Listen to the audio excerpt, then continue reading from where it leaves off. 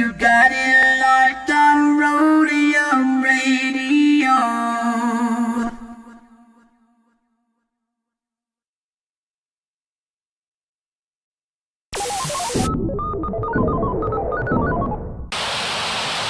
Hey Tony, drop that. What bass? I bet.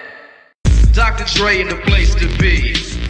Co-rockin' shit with my homeboy Steve. After Roadium, get stupid some. Yo, don't think that you can get none of Dre. The motherfucking doctor, the bitch hopper, the sucker motherfucking stopper. I'm fucked up, so don't mind what I'm saying. I'm just kicking it with Steve, Tony, A, and Susan. Yo, we be choosing dope shit to put in a mix. Know what I'm saying? We kick shit like and that's a fact. And if your shit ain't in a mix, you know it's whack. And that ain't no bullshit. I'm kicking facts on a serious tip. Word up, Dr. Dre's in full effect doing serious damage, boy. Tony A! Tony A! When you're ready, go.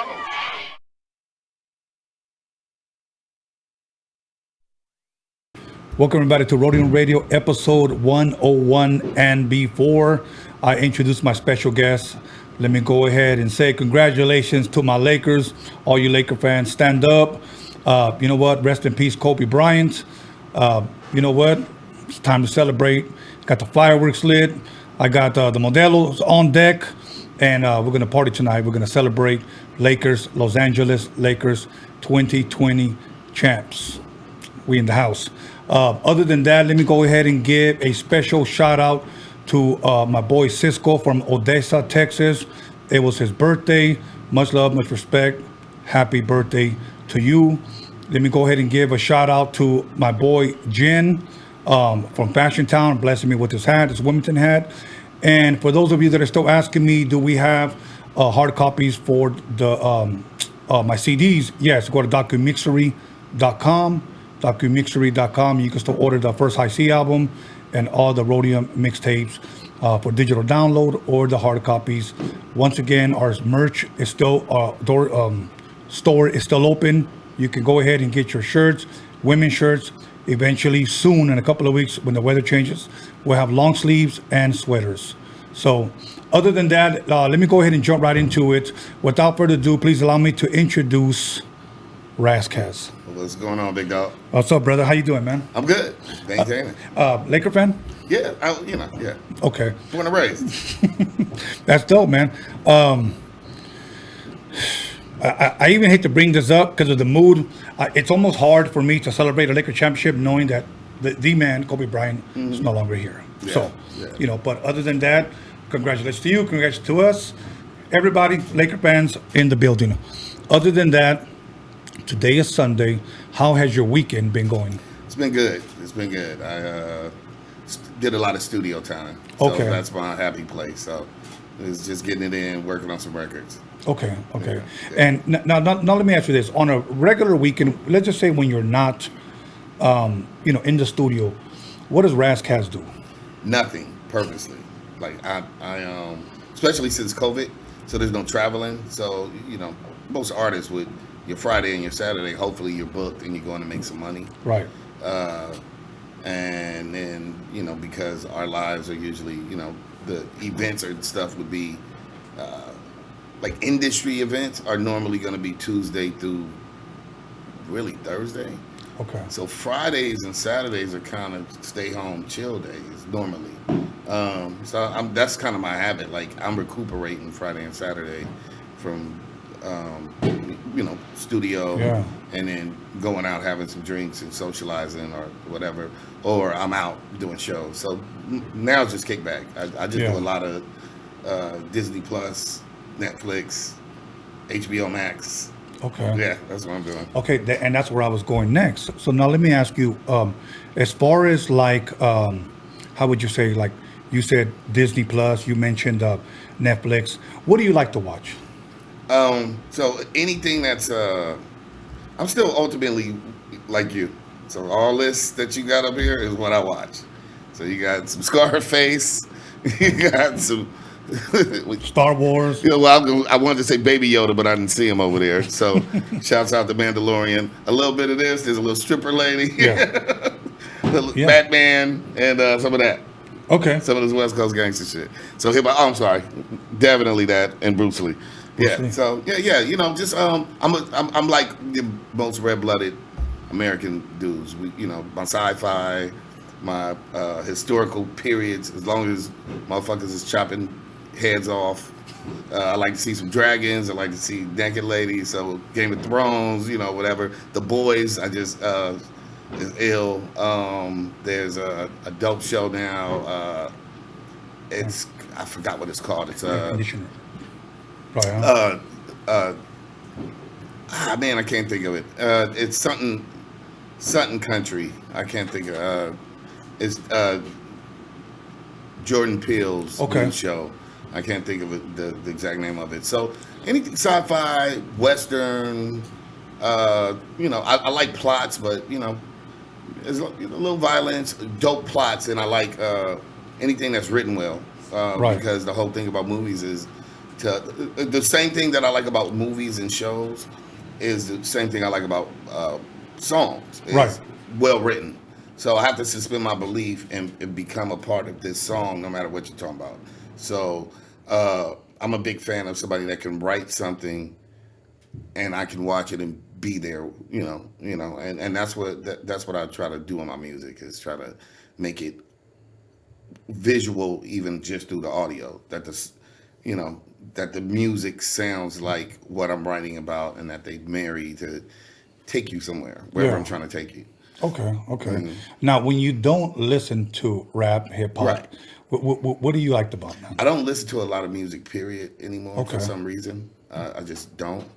I think I've seen how the sausage was made for too long, and so I just don't eat. I don't eat it. I watch shows. That's really what I do. But I'm a big fan of all kinds of music. My favorite group is Duran Duran, period. Really? Yeah, my favorite group of all time. Now, really? Yeah, on everything. Duran. Okay. Because that was my shit too back in the day. Okay. So, you know what I'm saying? That was my shit too. I was like a big new wave guy. You know what I'm saying? I love it. From The Cure, from Tears for Fears to, fuck, I can keep going. I even like ska, punk, like all kinds of shit. So. Classical. I just like music. I don't have a closed mind. I would say I'm a little more closed mind towards country western. But then I hear records that, you know what I'm saying? Right. There's a song called I Hope. I forgot this chick, but it's written so dope. Right. It's a new song, and I heard it. I was like, it's hot. It's a dope record. So I'm just a fan of amazing writing. Like, if it's written dope, and then obviously the music underneath, I'm more lyric driven than most people. Sometimes I can ignore the track, and I just kind of want to hear where this person is trying to take me. So I'm a big fan of anything written dope. Save a Prayer is my favorite song. Save a Prayer. From Duran Duran. And I've always naturally liked the song. I just like the music. I like the style of singing, how he sung it. It took, I was like only 10 years ago where I realized exactly what his story is, like what he's saying. And it's just, it would make me appreciate it more. Like, I love music that you can go back, listen to, and get something else out of it. Like, I just like well-written stuff. Because not the escapism of it, but just the fact that the believability of it. Like, I want to be where you're trying to put me. So, prime example. I'll give you a great example. I'm born and raised here. I'm not a New Yorker, but I heard New York State of Mind by Nas, and I was there. Okay. It's one of the greatest, to me, it was one of the best written songs ever. Really? I see it all. Rappers are lucky, flipping with the funky rhythm I be kicking. Musician, inflicting compositions of pain. I'm like Scarface sniffing cocaine, holding an M16. See, with a pen, I'm extreme. Now, bullet holes left in my peepholes. I'm suited up in street clothes. Hand me a 9 and I defeat foes. Come on, man, that shit's incredible. Right. Literally line for line, and then he's telling his story about and so, same way. Good Day, Ice Cube. That's a perfect day in LA. It's just written immaculately fucking perfect. Yeah. Where I could be there. Like, if I wasn't being from LA makes me love it more. But if I wasn't from LA, I see that day. Wow. I'm still impressed with Duran Duran. No, man. Well, Save a Prayer is an ill story because, those guys are, obviously older than us, and they were going through the 90s or 80s, I'm sorry, during the AIDS, like they were adults and dudes gay. That's back when dudes didn't, you didn't really come out. Like we knew George Michael was gay, but we didn't know we didn't know. Liberace was gay, Little Richard was, but we didn't know he was gay. You know what I mean? And so Rod Stewart. Right. But the ill part was dudes telling this story. You saw me standing by the wall, corner of a main street. But basically his whole story is he's outside the club, he sees a dude he likes, and then they fuck. And he's like, don't save a prayer for me now, save it till the morning after. It's like, you might have AIDS, I might have AIDS. We gonna hook up, scared to death, but I'm attracted. And it's an ill story. And I played this record since I was a fucking kid and liked the record. I'm like, yo, this is a gay record. Wow. But at the end of the day, I love the writing. The writing's visual as fuck. And then the context of when that record was wrote is ill to understand. He's talking about, that's why I save a prayer. I'm saying prayer now, fuck it, it's too late. Yeah. I can relate to that just meeting a chick in the club. Yeah. I'm taking a stripper home, like, fuck. You're going to go raw. I'm raw dogging this right now. Like, what am I doing? Like, I have to worry about the morning. Am I going to piss fire? Right. You know what I mean? So for me, that's the ill part. A beautifully constructed song is a beautifully constructed song. I don't have to relate to the sexuality of it or the city of it, the location. Some things are just human stories. Love, happiness, confusion, pain, sadness. Like that, the human, that's why I'm a writer. Well, that's what I'm motivated in writing about is the human journey.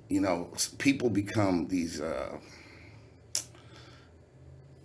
they become these like one-sided versions of themselves. I never wanted to be a gangster rapper or a trap rapper, because if you kill that many niggas all day, you really don't do nothing else but kill niggas. You sell that much dope. Why are you rapping then? You shouldn't have no time to rap if you sell that much dope. So I like to talk about a human. Yeah. I lust. I regret. I'm gonna have a girlfriend I cared about and I fucked the stripper. And now, how do I feel about that? You know what I'm saying? Like, damn, now I feel stupid because my girlfriend found out. You understand? Or my wife found out. So I like to deal with that. Like, in that sense, the scar faces. I've never seen a man cry until I've seen a man die. That's dope. Not, I killed every nigga in the world. I killed him and I killed some more. Rah, rah, rah. Blah, blah, blah. So I was like, yeah, let me hear that. Like, bro, yeah, that part when somebody tearing, like, bro, this is it. Like, fuck, bro, this is it. Like, you know what I mean? Like, those things motivate me. Those are the human journey. And I like to write about the human journey, not like one side.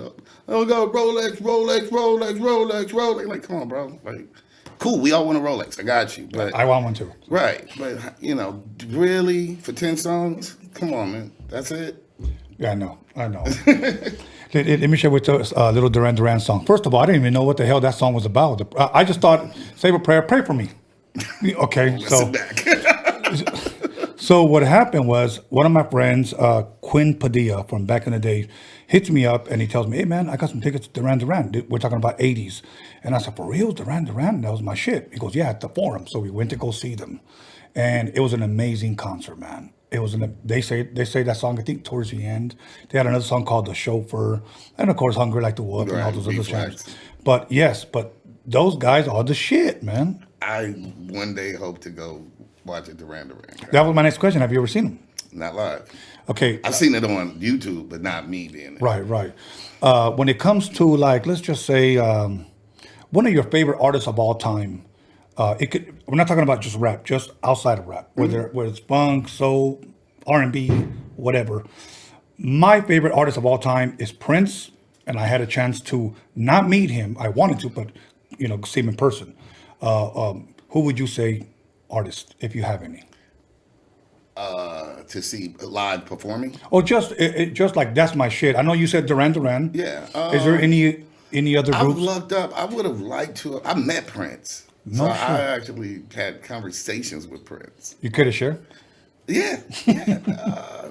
So around the time I was in middle school, maybe in high school, I would go audition, and I had done a couple of commercials. So I wasn't rapping yet. So that's probably like in eighth grade, ninth grade. But I was working on music. No, I was rapping. I had a demo. It was my first demo that I was putting together. And anyway, I got in a Pepe Jeans commercial because I could, Damn, Pepe Jeans. Back day. So I got a Pepe Jeans commercial. Residual checks, I knew what all that was, and I was what we called housing, like break dancing. Yeah. So you remember me from that era because it kept going. But so long story short, I got casted to do a Prince video. I'll never tell you which one. And I ended up killing it, and then he came up and he was like, "Good shit, man." And I was like, "Yeah, thanks, whatever." And then it was like some Hollywood shit, like his manager. He was like, "Hey kid, you got any other talents?" And I was like, "Yeah, I rap." And it was like a 2 or 3 day shoot.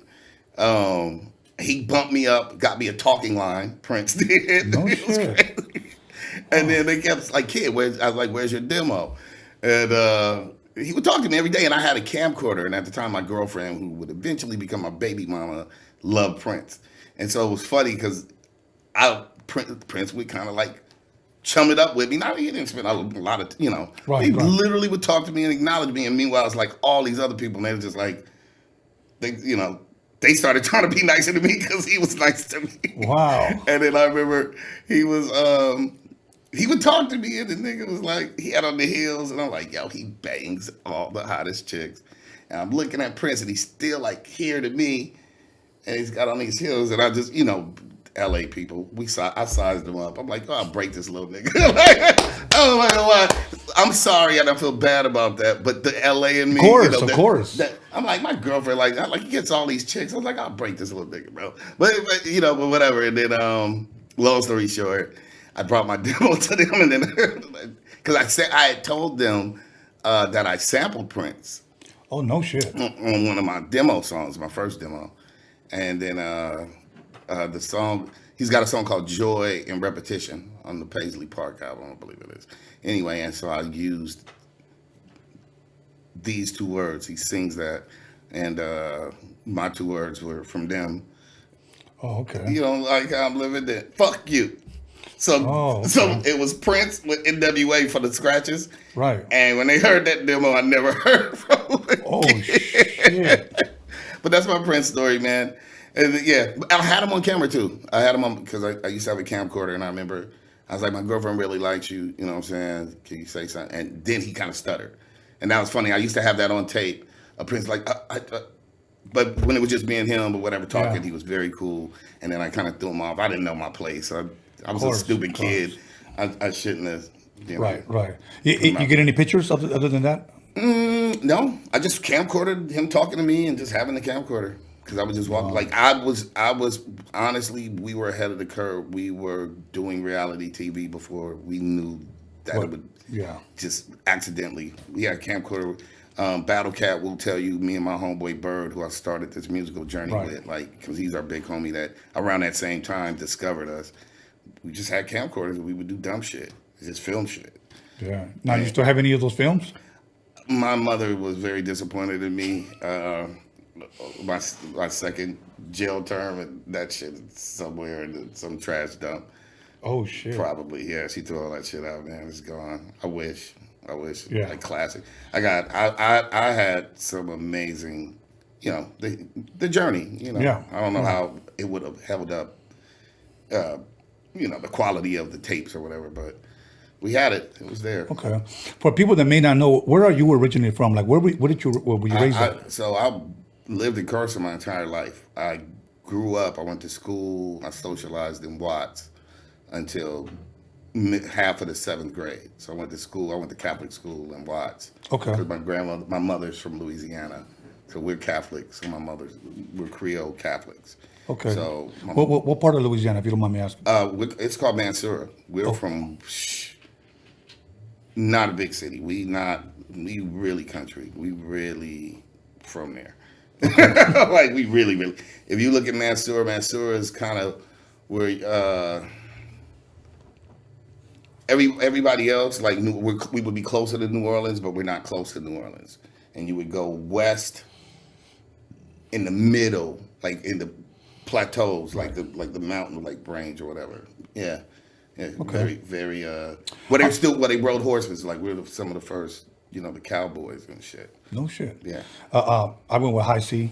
When we were on tour, we stopped and stayed there for about a week with his family out in New Roads and Baton Rouge. Yeah. So right. I really liked it out there. Oh yeah. So Catholic school and what high school? Wilmington. And not Wilmington High. I went to Banning. Banning High School. Yeah, Phineas Banning High. So is it true that once a pilot, always a pilot? Yeah. Okay, absolutely. Yeah. Banning High School, in the building. And what year did you graduate? Not telling y'all that, man. Then y'all could ageism on me. I ain't doing that. All right, let's just say one day he did. Well, Yeah. I actually did graduate. I barely, but I actually did. Okay, you see, but that's good because I didn't. I graduated backstage. I cruised around drinking 40s and my Boys Impala. Yeah, I didn't. I wasn't that good. I made it. Sometimes I have nightmares, for real. Sometimes I have nightmares, and I'm back in high school and I didn't graduate. That just would have devastated my mom. Yeah. Wow. So I'm glad I did walk the stage. I'm glad I got to do that. The only weird high school dreams that I ever had is that I went to school and when I got there, I noticed I didn't have shoes and socks on. That's some Freudian shit. Yeah, I was What's like, that about? what the fuck is that? I don't know, honestly. And I woke up and I was like, what the hell was all that about? Wow, that's interesting. Yeah. We gotta get somebody to dissect what our issues are here. I'm sure I got lots. I'm sure I got a lot of them. Now let me ask you this. Growing up, playing any sports? Yeah. So I was fast. At Carnegie, I was the second. Curtis. I was the second, and my homeboy's like 6'1" or whatever. And he was the skinny, tall, athletic type. Right. But I was the second highest high jumper. No shit. Yeah. So I had hops. I was fast.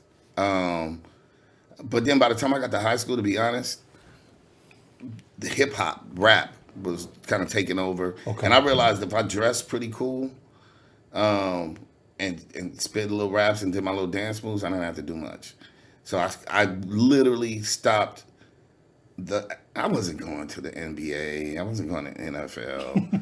I was like, why do I have to sweat all heavy and get nowhere with this? So I kind of opted out and turned into cool dude.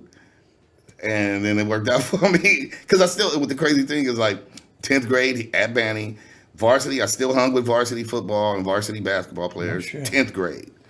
So I had it, I've kind of always been lucky enough to be popular for some reason. Yeah. So I just rode that wave. I'm not gonna lie.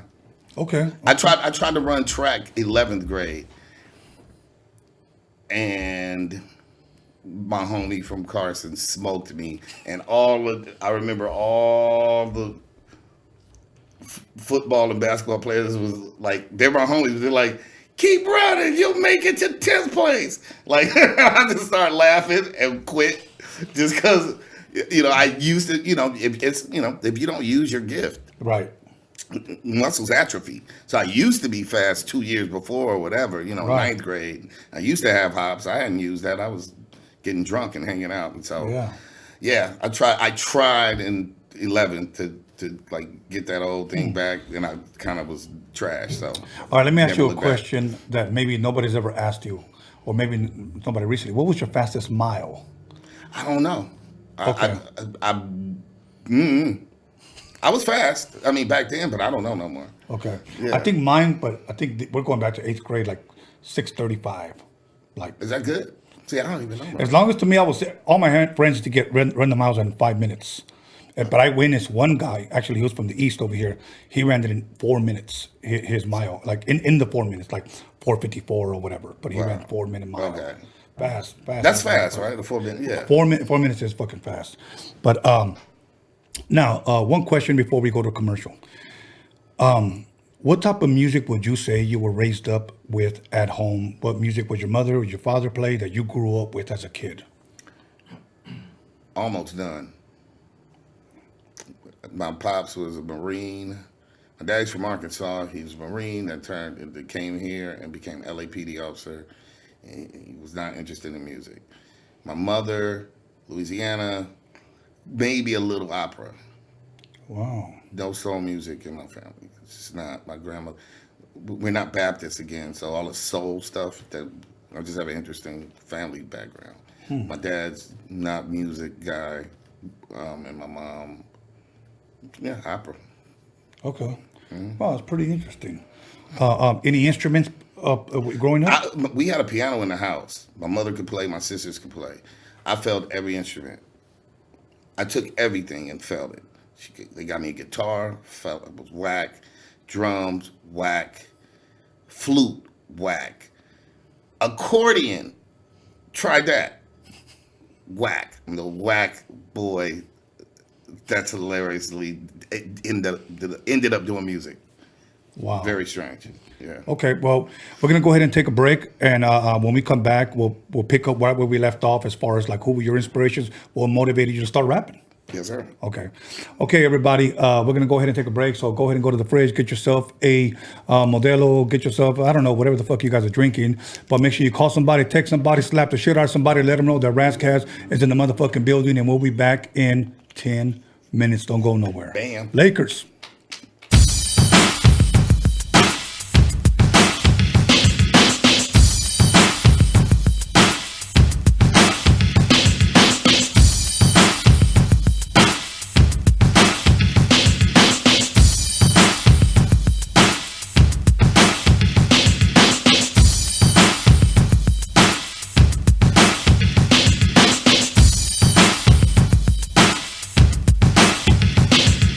What it do, is Mr. Little One chillin' on Roadium Radio with the one and only Tony A and John motherfucking Elkins, boy.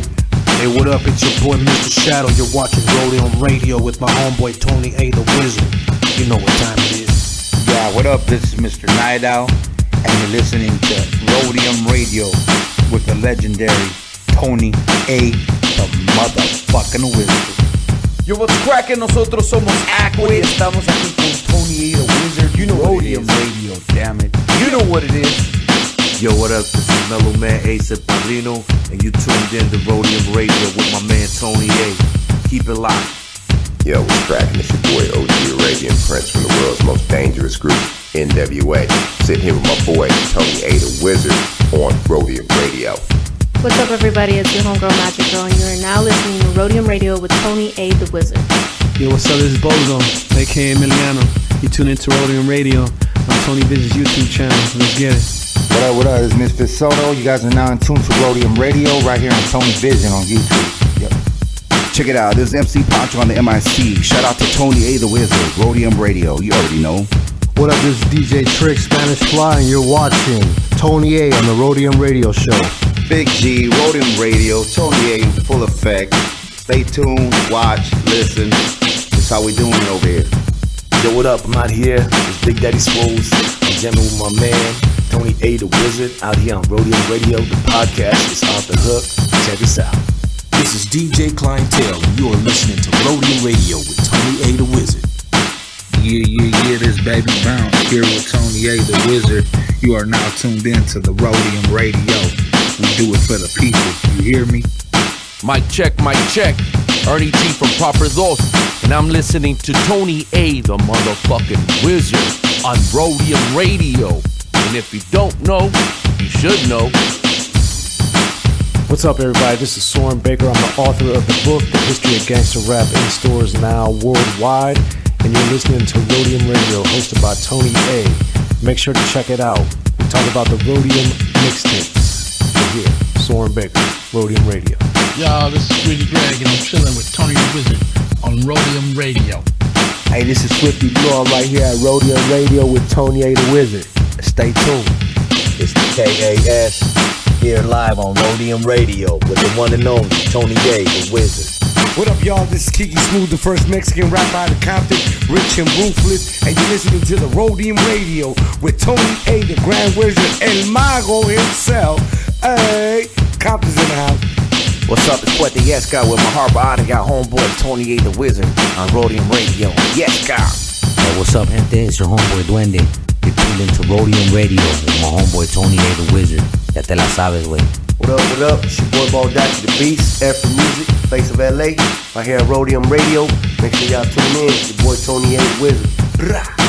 This is Kelvin Anderson, owner of the world famous VIP Records, and you listen to my man Tony A, the Wizard, on Roadium Radio. Yeah, what up? It's Lil Black, you the brown super baller, and you checking out Roadium Radio with the homeboy Tony A, the Wizard. Yo, what's cracking? It's your boy OG Big Wicked, Real Ones Apparel, Orange County. I here with my boy Tony A, the Wizard, Roadium Radio. Don't make sure to peep it. Peace. Que tranza raza, aquí su servidor, Simple and Pecador, and you listening to Roadium Radio, my boy Tony A, the Wizard. Check, what's up? It's your boy Capital I Man from the Mexican Crew. And you're tuning into Roadium Radio with my boy Tony A, the Wizard. Motherfucker's a legend. What's up, y'all? This is Chris the Glove, and you're watching the Roadium Radio Show on Tony Vision on YouTube. What's up? This is Mr. D on Roadium Radio, kicking back with the homeboy, Tony A. Yo, this is Fancy the Boss. Tune in on YouTube on Roadium Radio with Tony A, the Wizard. What's up? This is Leah Farsayer, aka the Dragon, the Serpent, the Spear. I'm on Roadium Radio with my boy Tony the Wizard. Hey man, Nick B and Eric B, the Baker Boys in the house, hanging out with Roadium Radio and the one and only Tony the Wizard. Tony the Wizard, aka Kylo Ren, right here on YouTube, Sundays and Wednesdays. Tony Vision, subscribe Tony now. Vision, yeah. Boys, baby. What's good with it? This is Old Creep, aka Jay Stompanato. I'm putting it down for Orange County on the Roadium Radio Show by West Coast legend DJ Tony A. We up and out this bitch. What's up with it, dog? It's West Coast Skilly on Roadium Radio with the legend Tony A, the Wizard on Tony Vision. You know what it is, West Coast to the fullest, believe that. What's up, everybody? This is Stefan Order listening to Roadium Radio with Tony A, the Wizard. Yo, what up? It's your boy Doughboy Tony. You're tuned into Roadium Radio with West Coast legend Tony A, the Wizard. What up? It's your boy Lottie the G, straight out of Santa Ana, CA, and we're right here live in the mix with the West Coast legend Tony A, the Wizard on Roadium Radio, Tony Vision on YouTube. Yo, what's up, world? This is Cool 187 above the law in the building, and you tuned in to Roadium Radio with my man Tony A, the Wizard. What's up? This is Darren Vegas. You're on Roadium Radio with Tony A, the Wizard. Real West Coast hip hop history right here. Yo, what up? Sleepy Malo in the house, here at the Roadium Radio with my boy Tony A, the Wizard, giving us our voice back. One of the realest motherfuckers I know. What's up, homie? Show me Frankie, known as AK Creeper from Cholo P. And you're listening to Tony A, the Wizard on Roadium Radio. That's what's up right there. Hey, yo, what's up, man? It's Cujo the Savage. I'm right here with Tony A, the Wizard, Roadium Radio. Everybody stay tuned, man. It's a motherfucking hit. Yo, shout out to Roadium Radio, Tony A, the Wizard, your boy Pablo Nunez right here in the studio. Be about it, people. ¿Qué onda, muchacho? Ahí viene este miro. Kimo the Blaxican, el negrito de Los Angelitos, and you're checking out that Roadium Radio with Tony A, the Wizard. Yo, Raza, this is Wicked from the Brown Side here on Roadium Radio with Tony A, the Wizard. You know. What up, it's your homeboy Infinite TGM, chilling with Tony A, the Wizard on Roadium Radio. Make sure you guys go check that out. What up, everybody? This is Wicked Baby Doll, and I'm chilling with Tony A at Roadium Radio. Check it out. Make sure you subscribe on YouTube and follow him on Instagram. What's good? It's your boy Spanky Loco, and you tuning in to Roadium Radio with that motherfucking legend, Mr. Tony A. You know what time it is, West. Hey, what up? This is Rebello the Dawn. And this is Dominator. And we came straight from the 805 ready to slap that motherfucking meat on your grill, bitch. Roadium Radio, Central Coast Click. What up? What up with it? This your boy OG Magoo, Los Angeles airbrush artist, big chillin' on site with the homie Tony the Wizard on Roadium Radio. All gas, no brakes. Let's get it. Man, you're now listening to LA Icon, man. Right here live with Tony A, the motherfucking Wizard on Roadium Radio. What's up? This is Esadaz, the Spanish Fly, with that reintroduction right here on Roadium Radio with my boy, the Wizard, Tony A. Yeah, what up? This is Spanish Fly MC, Big MOC, Mr. Most MC, on the Roadium Radio Show, baby, with Tony A, the Grand Wizard. Let's walk. Johnny D from Spanish Fly on Roadium Radio. Your one and only Theo with the Giant Cheeto. Hey, what's up, everyone? This is Trish Toledo, and I'm over here with Tony A, John motherfucking ELKINS, and DG Media at Roadium Radio. Make sure you tune in every Wednesday and Sunday at 7 p.m. Hey, what's up, everybody? It's your girl Blanca. Bobby D presents Uncle Snoop's Army. Chilling right here at Roadium Radio with Tony A, the Wizard.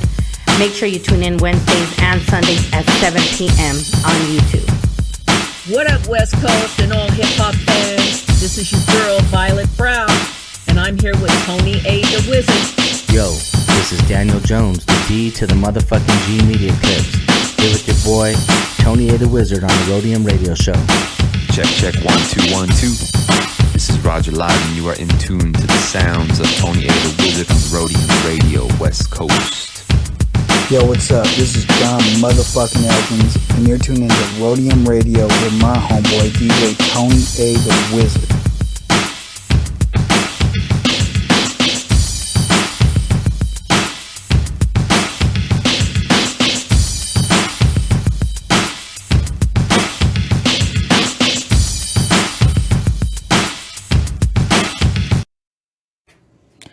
Welcome back, everybody, to Roadium Radio with the podcast that slaps across your fat ass with a fat ass dick.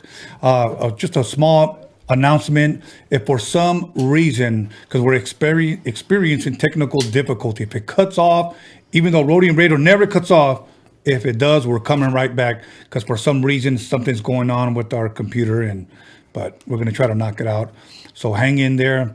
And once again, Lakers, congratulations, Lakers. Number one 2020 champs, Kobe Bryant, rest in peace. Much love, much respect to Los Angeles and my city of Wilmas. But you know what? Let's put that aside for a moment because this is Ras Kass's time. It's time. It's time. How you doing, brother? I'm good. You want a beer yet or no? I'm saving myself. Okay. So you get married? Right. No. Right. Yeah. Exactly. Okay. Now. You know what? When you said you had failed at everything, as far as every musical instruments, you said, what was it? The accordion, yeah. The drums or whatever you said. Drums, guitar, piano, everything. I tried everything. Wow. Uh-huh. Now, what encouraged you or motivated you to start rapping? I was late to even rap music. I mean, it existed. I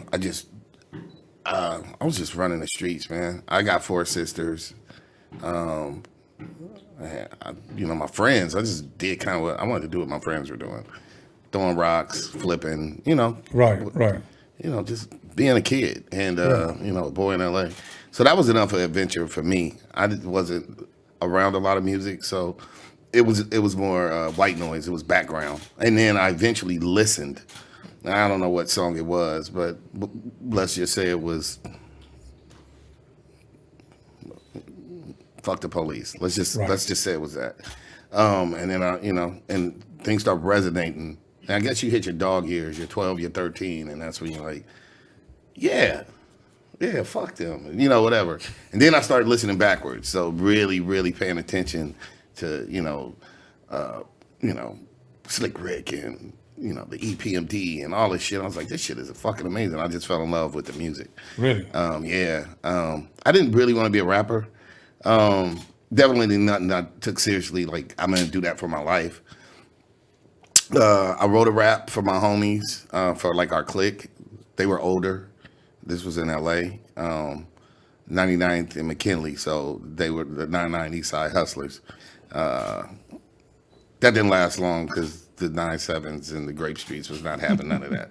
But so they tried to make a clique but I wrote a rap and the rap was horrible. And I remember the homies, they called me Baby John back then. Baby John, like that shit garbage. So, right. And so, cool. That was the end of my rap career until, just playing around and, me and my homeboy Bird would just play around. We would make these tapes.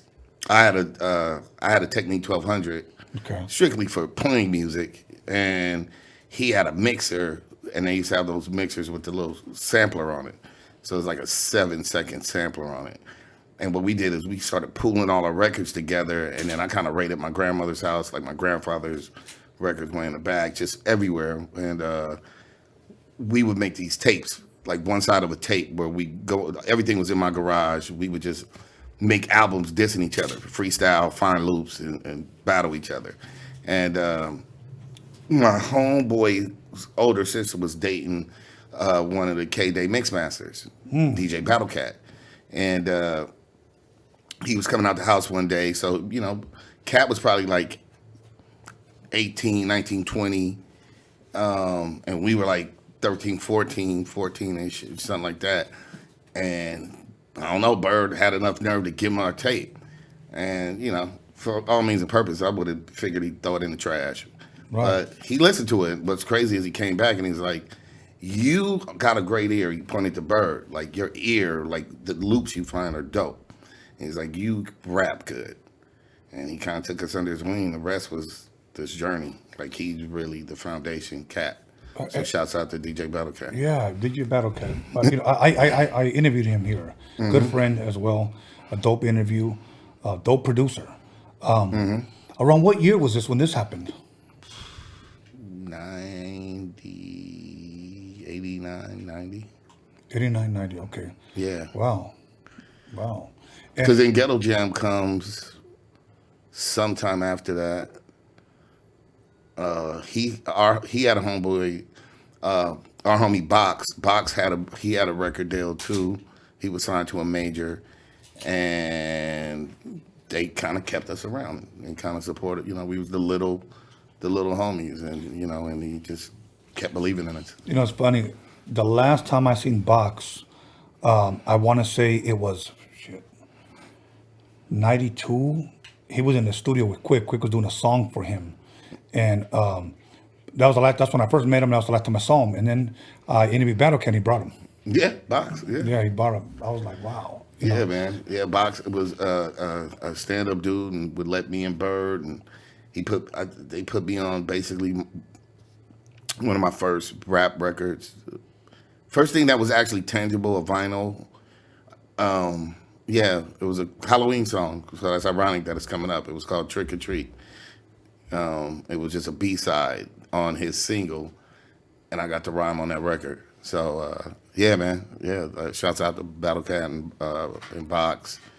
And the journey just grew from there. Yeah, But okay. I didn't take this. You know, first of all, again, that seemed like something so far, like NWA could do that. Like, they're amazing. And, you know, Rakim and, you know, Tupac, but like, yeah. Come on, man. You know, so to even, you know, to think I was worthy or I could bring something to the table. For me, it was, you know, I didn't see that in myself. But thank God that, you know, other people did. Right. Wow. Now, at that point when you were doing those demos before you gave it to him, you guys weren't rapping off of instrumentals. You guys just pretty much rapping off of loops, correct? Right. Okay. Right. Okay. Yeah. We that was the cool part. Like we were already on expressing ourselves as opposed to just being over somebody else's stuff. I don't know why. It's just what, you know. This same time I'm doing, you know, in that time frame, I'm still doing the, you know, Pepe Jeans, you know, I'm doing commercials. I'm like, hey, look, we should do commercial stuff and get paid because you keep getting checks. So, you know, we fell upon it, we stumbled upon it, and I'm just glad they seasoned us, you know, and kept us around, and we got to learn, and, you know, and be it, you know, in these studios, you know, can't even think of none of the names of the ones Skip back in the Sailors? days.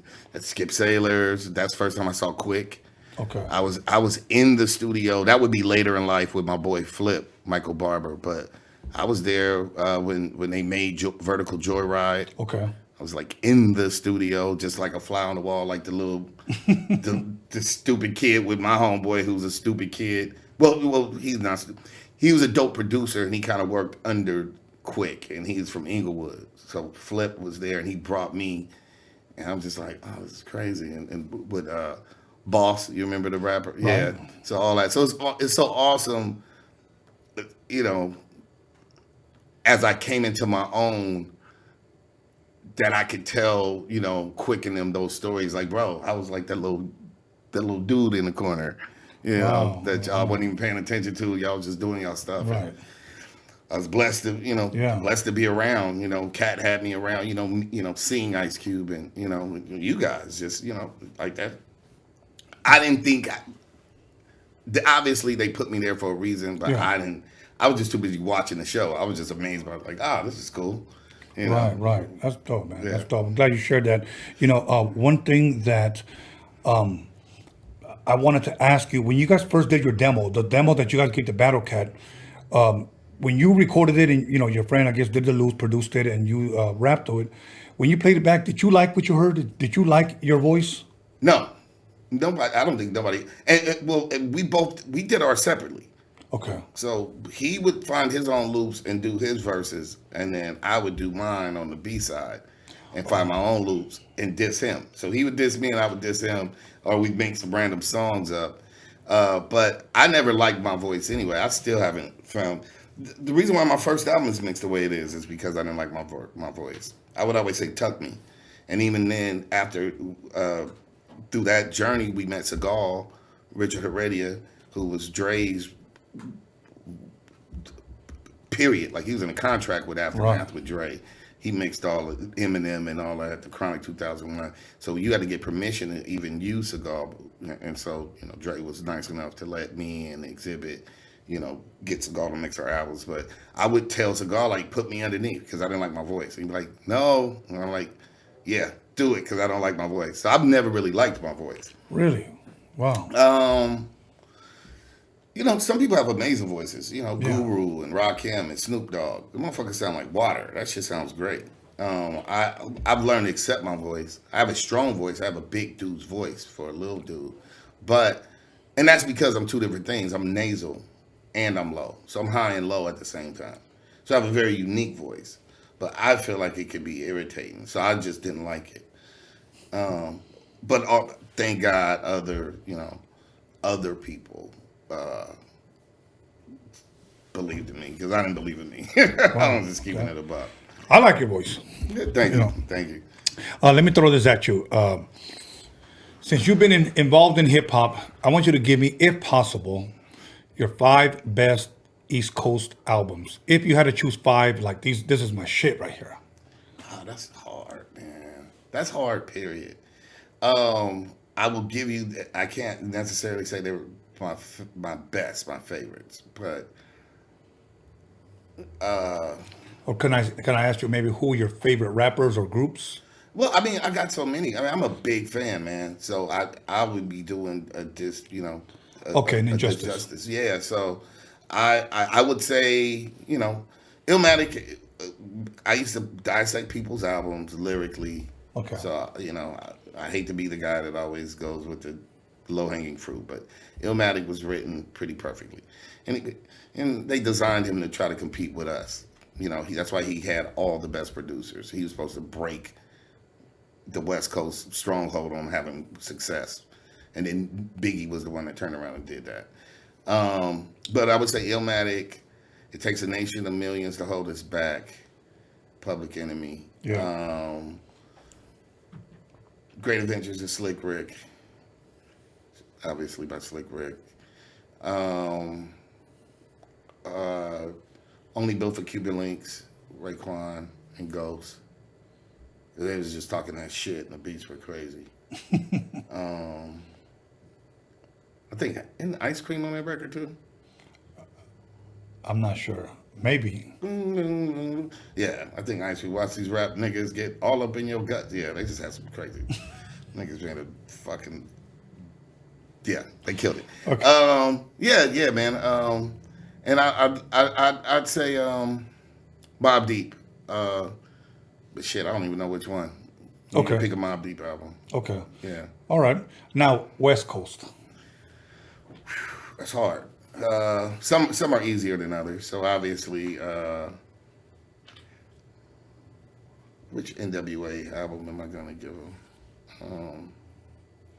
Both of them are dope. Right. We'll just say NWA, whichever one you want to pick.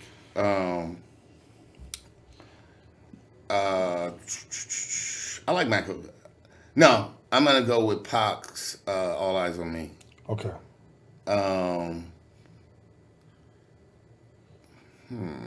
So many dope albums.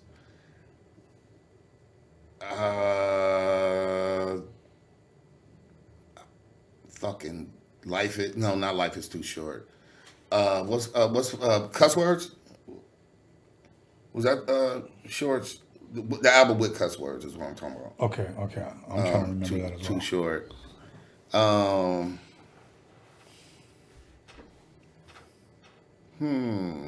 Chronic. Both? Of course, both. But I'll go with the first. And then, I mean, shit, Snoop's album. But I'm negating so many other people's great albums. That's why it sucks to do those. Because Good Kid, Mad City is an incredible album. Soul on Ice is the best written album on I'm not trying to jerk myself off, but it's lyrically the best lyrical album from the West Coast. I did my due diligence. I think I just overlooked what Cypress Hill's first album. Yeah. It's fucking just a game changer because sonically it doesn't sound like they were able to fuse boom bap hip hop again back with gangster West Coast rap. Yeah. When everybody started making these, like, oh, this only if it sounds like this is a West Coast, whatever. So they were, and it was dope. And to watch, to understand the story of when Be Real developed his delivery and that whole story, just amazing. Yeah, I'm fuck. Shit. There's too many dope people, man, and I'm not doing people a service. So, sorry for all the West Coast dope people I left out. Crooked Eyes, so many nasty MCs, the Loonies. It's just, and that's just lyrical. E40, there's so many lyrical people. Then let alone people who made great albums. So, I apologize if I didn't mention you. If you're dope, you're dope. Yeah. If you're popping, you're popping. This kind of I don't know if you've ever been asked this, but is there any rappers that, and I pretty much already know the answer, I'm not asking for names, but is there any rappers out there that have made it, and when I say made it, been successful, and you have said overrated? Lots. Okay. Yeah. Okay. Or they also say don't meet your heroes. There's some people that have made it, and then you meet them and they're nowhere close to their music. They're just like phony as fuck. And that sucks too. That sucks too because as younger, before I got into the industry, I met people like that. Right. And believe me, today, some of the guys that I consider like my music friends that are in the industry, we're like that to people, and I would see that. Right. They would treat me kind. They were cool with me, but I seen them tell fans, "Get the fuck away from me, man." Right. Right. And I'm not cool with that at all, man. I have to always say, and I always said it here, that the fans made us because the fans were here. Yeah. It's the only reason why we're here because of the fans. So me saying that, I think if a fan wants an autograph, give him an autograph. If a fan wants a picture, give him a picture. Yeah, man. It's the least you can do is take that time out your day. I understand, if you got that many fans where you've already devoted, like, bro, it's been 20 minutes, I got to get out of here, I got shit to do. There's a way to say, like, hey, man, that's it. I'll catch you next time. Appreciate you guys, I'm out. But you don't got to, people told me about, people like dissing little kids.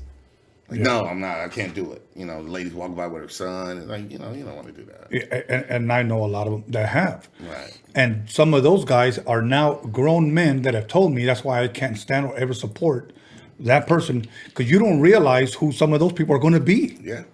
And one of them is a big DJ. So, you know, and a lot of people always ask him for, you know, can I DJ my gig? Can I DJ with you? And he's got a big name, but a lot of these rappers dissed him when he was younger. He grew up, became somebody. So, anyways, other than that, now let's talk about your record, released in 1996. Yep. What label? Did you have a manager who shopped it? I mean, obviously I know the answers, but fill us in for those that may not know who Ras Kass is. Yeah, I my first album came out through Priority Records, so I was lucky enough to have a bid more. My options were like 4, maybe 4 or 5. They flew me out to New York, Def Jam. Chris Lighting greeted me, so that was one. Rick Rubin. So Rick Rubin. He used to come pick me up. In retrospect, it probably looked weird as fuck. So you come to Carson in a Rolls Royce, and there was this chubby white dude that looked like Santa Claus picking up this little black kid. Friday looked very strange in retrospect. And he would play me demos of Beastie Boys, LL Cool J, that never came out. I heard songs and I had tapes of these Beastie Boy records. And, no shit. And Cool J records that never came out, which was crazy. And he would just pick my brain. So it was Deaf American, then became American Records. So that was that was amazing. Rick Rubin would pick me up,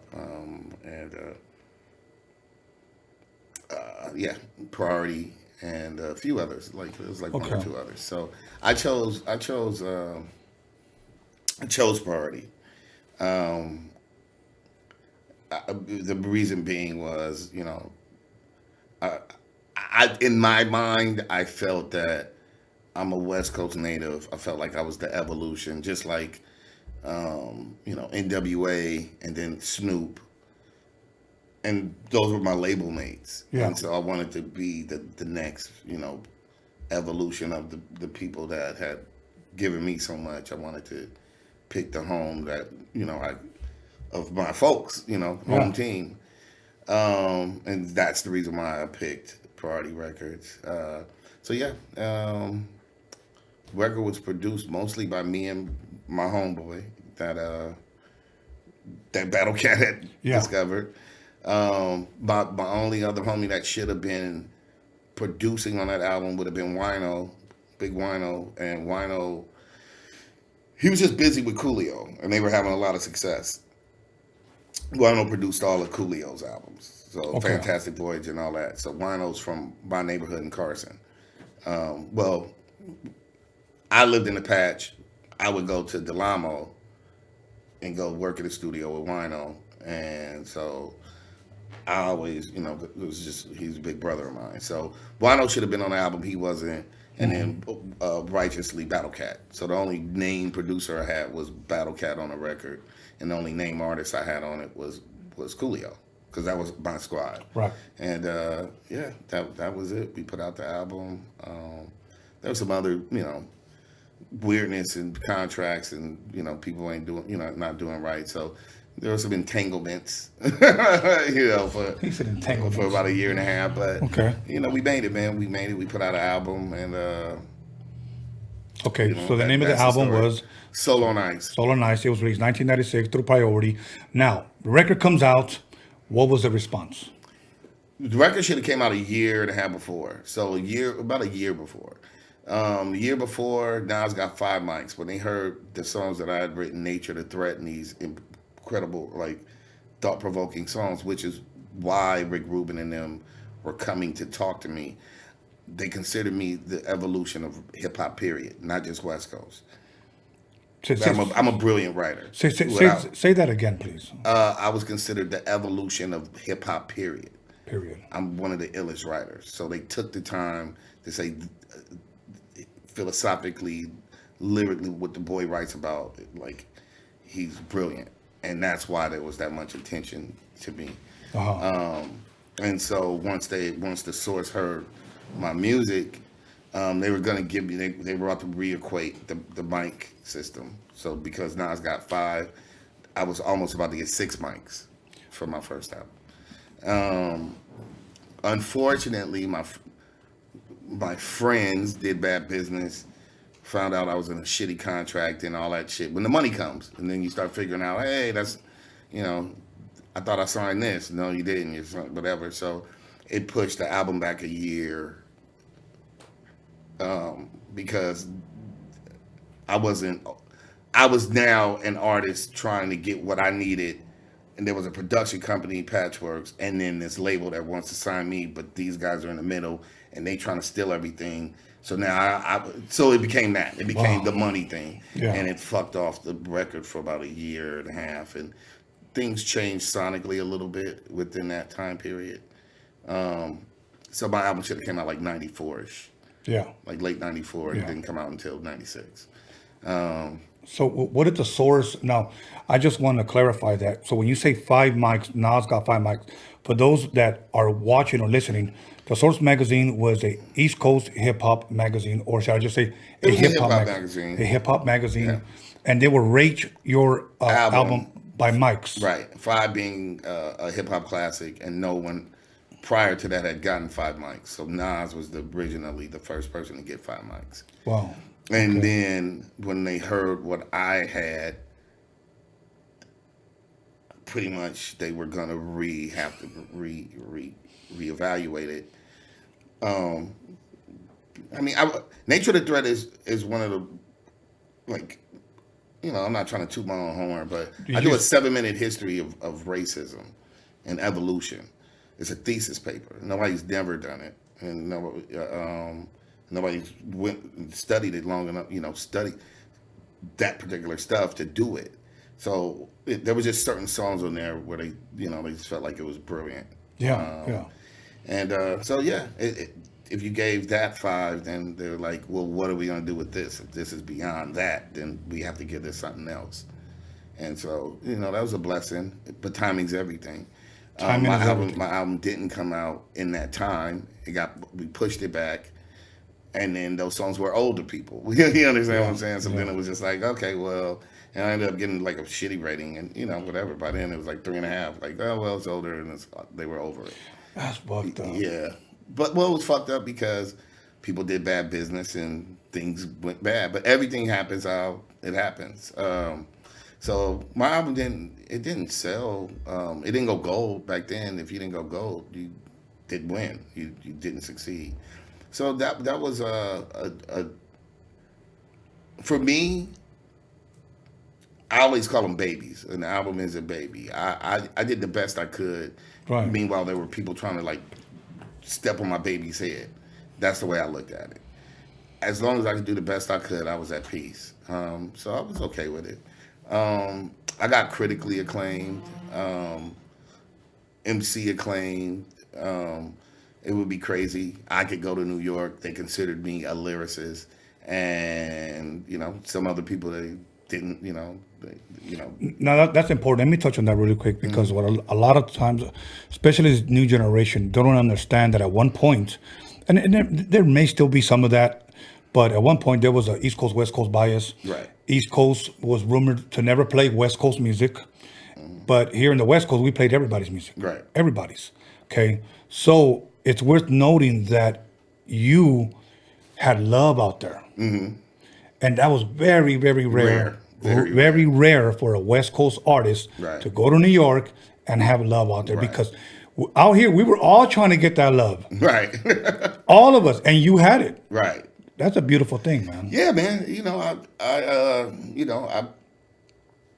I appreciated being, you know, once I took this seriously, man, you know, I just wanted the people who I thought were lyricists, the Ice Cubes,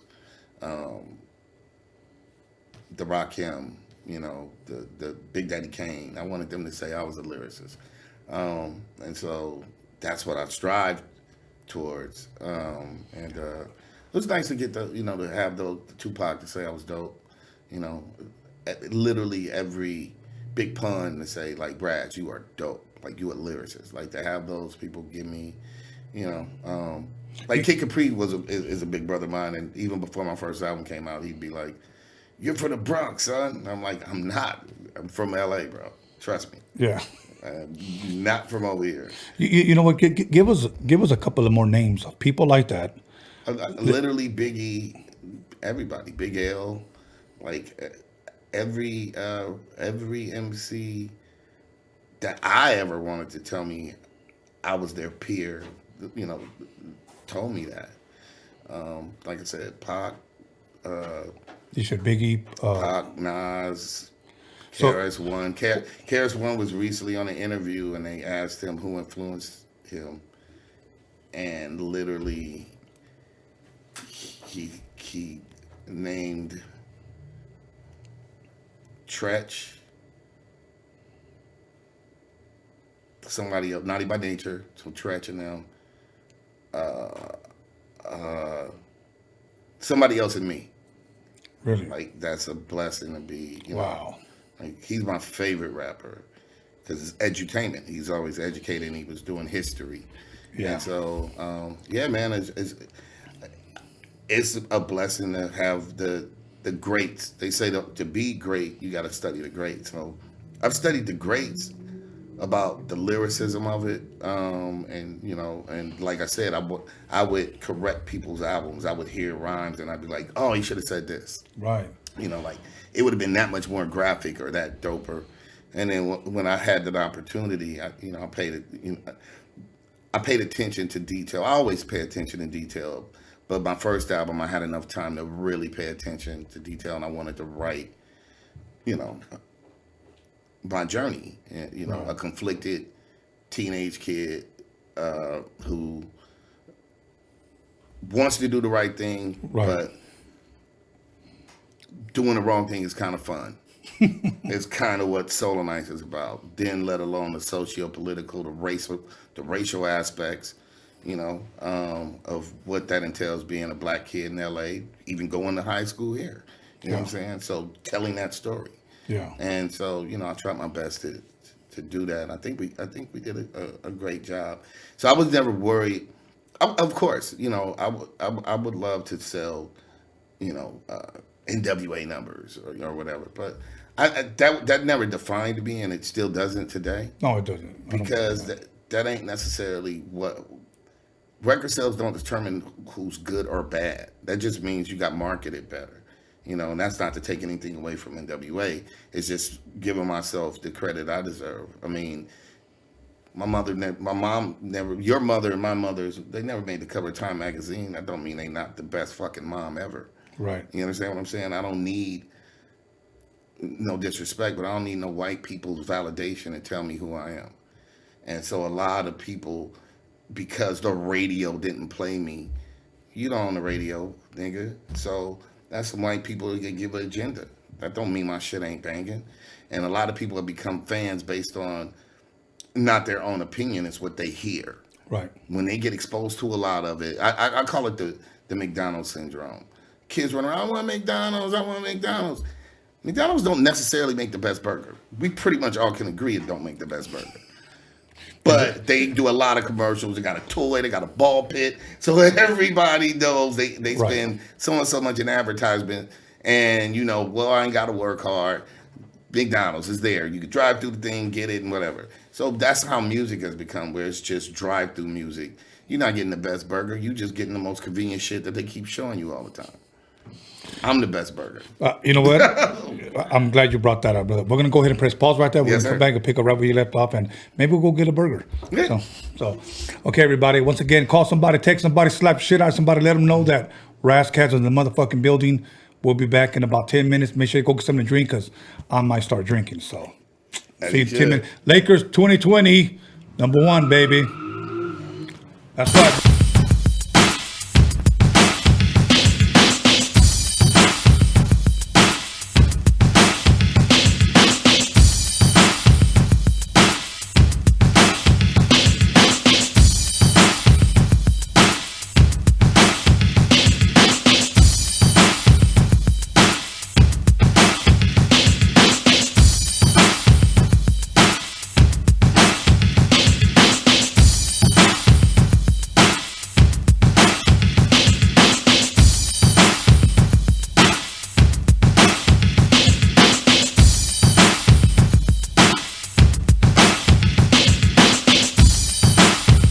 Yo, what's up? It's Bella. I'm here on Roadium Radio with my boy Tony A. the Wizard. Stay tuned. Yo, it's Ray Monique on Roadium Radio with Tony A, the motherfucking wizard. Tune in and subscribe.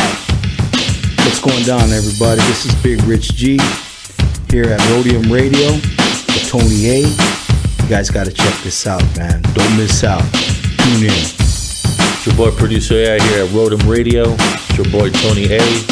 Make sure y'all subscribe every Sunday, Wednesday, 7 p.m. with the dopest podcast popping in the motherfucking West Coast. Make sure y'all subscribe. Peace. Yeah, this is Pablito here at Roadium Radio. I'm here with Tony A, the wizard. Tune in. What's cracking? It's your boy Noel G in the house, aka Hector. You guys know what time it is, right here with the Roadium Radio Show, hosted by your boy Tony A, the wizard. Keep listening, we got something good for you. What's good, beautiful ladies? It's your boy MC Magic, Tony A, the wizard. You already know. Roadium Radio Show. Turn it up. Yo, what's hood good with y'all? This your boy Big Prodigy from the legendary South Central Cartel, and I'm over here chilling with my homeboy Tony A, the wizard, on the Roadium Radio Show. Make sure y'all like, share, and subscribe to the page on YouTube. And by the way, check out that interview with yours truly. You dig? Wes. What's up, guys? This is Marito. You're watching Roadium Radio with Tony A, the wizard. Hey, what's up, everybody? This is Little Silent from BOTG, the voice of the ghetto man. Tune in every Sunday and Wednesday to Roadium Radio. You already know, hosted by the legend himself, Tony A, the wizard, man. Don't miss out, man. That should be active out here.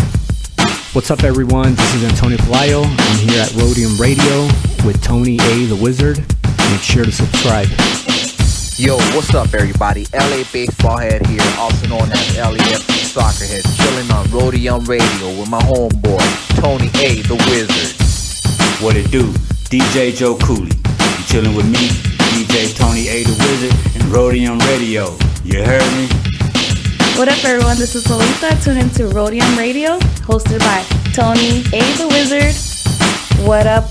Susie Q in the motherfucking building. I'm here chilling with Tony A, the motherfucking wizard. Roadium Radio, YouTube. You guys check it out. Subscribe. Take it easy. Yo, this Shady Boy right here with Tony A, the wizard on Roadium Radio. What's poppin' with it, family? It's your boy Jokes Loves Life, and you are now tuned in to Roadium Radio with the one and only Tony A, the motherfucking wizard. That's right, love life, y'all. It's your boy Weto Trees, Roadium Radio in the house, Tony A, the wizard. What's up? What's up? This is your boy Panther on Roadium Radio. Tune in with your boy Tony A, the wizard, and make sure you hit that subscribe button. Yeah. This is Murray Brumfield, aka Mexicali Slim, Familia Records. You rolling with Roadium Radio with Tony A. Yo, what up? It's your boy DJ Kazam. We're right here live, Roadium Radio with my boy Tony A, the wizard. That's what's up. What's up, you guys? It's your girl Mariah Avila. I'm here on Roadium Radio with Tony the Wizard. Please subscribe, like, and comment. Yo, it's cracking. It's your homeboy, Mr. Motherfucking Junebug. And you just tuned in to Roadium Radio with Tony A, the motherfucking wizard. And don't forget, subscribe to the channel. You know. Jubilee Raza, it's your homeboy Hypnotic, right here in Roadium Radio with Tony A, the wizard. Make sure you subscribe, like, and do all that. Don't forget to comment. Much love. Yo, this is Grincho Brown on Roadium Radio with Tony A, the wizard.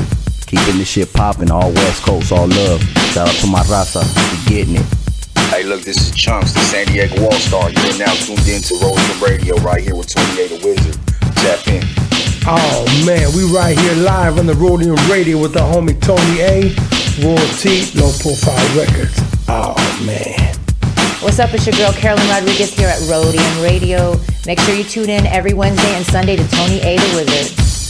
What's up, y'all? This is DJ Tony G. You're listening to Roadium Radio with the homeboy, Tony A, the wizard. Roadium Radio. Yo, what's cracking? It's 2Mex, Mexican descent, visionary shapeshifters, Good Life Project Blowed, LA Underground Hip Hop. You're tuned into Roadium Radio with Tony A, the wizard on Wednesdays and Sundays. LA Hip Hop will save the world. Alright, what up? It's your boy King Cash right here at Roadium Radio with the homie Tony A, the wizard. Make sure you guys subscribe. Yo, what up? It's your boy Trouble P here at Roadium Radio with your boy Tony A, the wizard. Make sure y'all subscribe and tune in. West Coast. Yo, what it do? This your boy, Big Havoc. One Hood Admiral, South Central Cartel General. And you tuned in to Roadium Radio with my boy, Tony A, the Wizard. Stay locked in. Hello everybody, this is Rocky Fazia. And you're listening to Roadium Radio with Tony A, the Wizard. Hey, what's up, my people? Hey, Trouble Kid right here, you know, in the house. Shout out to Tony A, the Wizard, and shout out Roadium Radio. Much love. Thank you for having me. What up, world? It's YQ, Young Quicks, and right now you're listening to the OG Tony A, the Wizard on Roadium Radio. Make sure to keep it locked, subscribe, comment, hate. It don't matter, man. We get into it. Little 5 stand up. Hey, what up? It's your boy Mark Cruz. You're now tuned in to Roadium Radio. Tony A, the Wizard, the legend. Tap in. What's happening, everybody? It's your boy Queenie. You're tuned into Roadium Radio. Check my man Tony A, the Wizard, every Wednesday and Sunday. Stay tuned. Comment, like, subscribe, all that good stuff. You know what it is. What's up, pimpin'? It's your boy Johnny Boy, aka Mr. Las Vegas, at Roadium Radio with your boy Tony A, the Wizard. Yes, catch us every Wednesday and Sunday. Yeah. Hey y'all, this is Elvia Cadena here at Roadium Radio with motherfucking Tony A, the Wizard. Make sure you guys subscribe, like, and share. Hey, what's up, everybody? This is Sarah S. I'm here live at Roadium Radio with Tony A, the Wizard. Make sure you subscribe and tap in on Wednesday and Sunday evenings. One love. Can I get a moment of your time? Hey, it's your boy Lucky Sun Zoo from Hood Starks Podcast. Hey, fuck with one of the best podcasts in the game, Tony A, the Wizard, Roadium Radio. Don't motherfucking play with it. Don't sleep on it. Hey, HA, stand the fuck up. Yes, sir. What's up? This is Trevor from the Brown side. Make sure you guys tune in to Roadium Radio with Tony A, the Wizard. If not, you a bitch. What's cracking? It's your boy Young Thrive right here with the homie Tony A, the Wizard on Roadium Radio. Don't forget to subscribe, man. Check out the best interviews on the West Coast. Yeah. I'm on the Roadium Radio. What up? It's ODM from Lighter Shade of Brown. You know your daddy's favorite rapper, your mama's favorite DJ. Plus that YouTube star, you know what I mean? RBG fam. Lighter Shade all day with the homie, Tony A. Right here, Roadium Radio, Sundays and Wednesdays. Let's go. What's up, guys? It's Baby Girl. I'm here at Roadium Radio with Tony A, the Wizard. Make sure you tune in on Wednesdays and Sundays. What's up, y'all? This is Alia Coronado. I'm here on Roadium Radio, and you can tune in on Sundays and Wednesdays with Tony A, the motherfucking Wizard.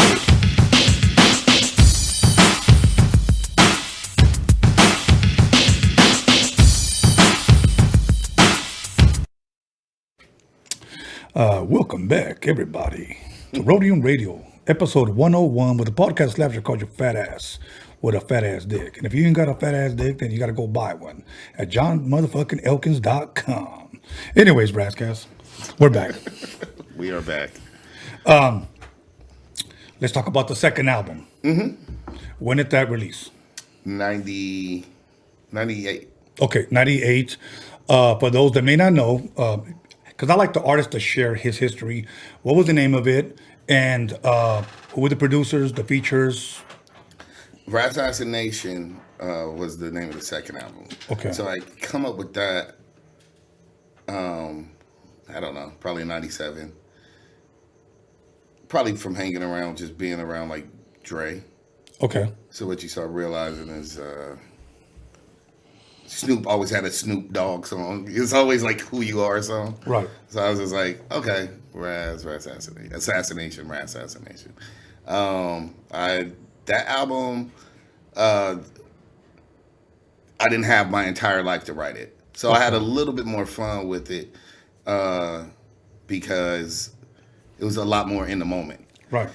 And I got to start with the budget and know what to do with the budget. So I actually, before I even started the album, I went to New York.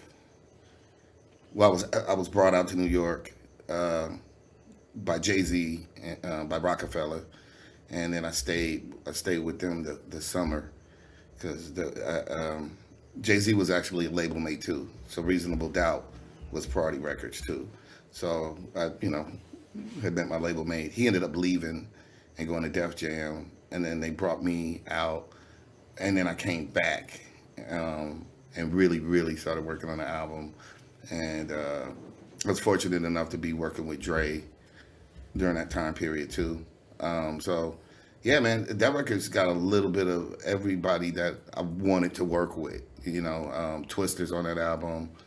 Jazzy Faye in Atlanta before he was like Jazzy Fizzle for Shizzle. Like RZA's on that album, and he didn't produce it, so I'm like the first dude that got RZA, Wu-Tang Clan to rhyme on a track that wasn't his beat. Before Pac died, he had written he wrote this perfect album while he was in jail in Rikers, and I was fortunate enough to be in his perfect album, and my song was with Easy Mo B. So no shit. My old, my respect to Pac, I did 2 songs with Mo B for the album, Easy Mo B, and one of those is the one with RZA. Obviously, Dr. Dre's on the album. He produced Ghetto Fabulous. With Mac 10 on the hook. And Corrupt's on the album, because we were running together, and Corrupt's one of my favorite MCs. Before that, I was just a fan. But these are people that were becoming my friends and family that I was a fan of. And then the first one was strictly family. And now as I was becoming an artist that was signed and actually in this business, I was able to develop rapport and work with people that I was a fan of that I didn't know per se. And so that was the amazing part. Rup's on there, Exhibit. I'm missing some people, but okay. Yeah. But okay. Yeah, it was definitely a lot more features and name brand producers. Oh, Big Jazzo, who Jay-Z's named after. So Jazzo produced Waterproof. So yeah. This was when, like, first time, it took 2 years for that album to come out. Right. And this time it was like, we got a budget. This is what we doing. And, we went for it. We made I think we made a really dope album. There's a skit on Ras Assassination where I imitate Snoop. And it was dun dun dun dun dun dun dun dun. So all my homies here, all my gangbanging, super overly West Coast homeboys would always be like, everything's so hip hop. You need some West Coast, some gangster shit. So I literally did when Snoop, when he signed to Master P, and it was like, they said now that you with No Limit, your beat's gonna be delicate. You ain't with Dr. Dre, your beat's gonna be delicate. And then Snoop like, beats, delicate. Is that what makes Snoop Dogg now? So I always love that skit. So like literally, he had did it a year before, but I was just like, that's hilarious. So I did the same skit, but like, because you hip hop, your beats is gonna be delicate. And I was beats delicate, and I tried to imitate Snoop.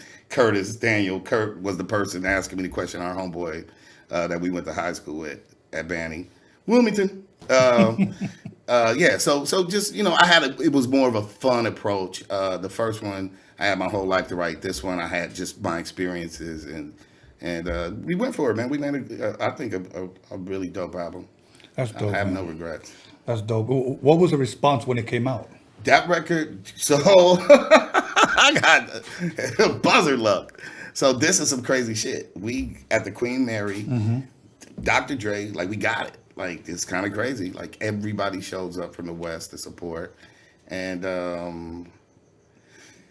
I went on a promo tour when I got back to the office. The Priority Records office was at the CNN building on Sunset, and so when I went back to the office, the single dropped.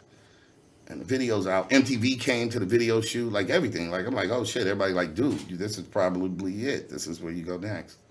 And the radio dude, like one of the people that worked for you know, the VP of radio, he was like, dude, don't say anything, but dude said to dead your record. The VP just said dead the Dr. Dre record.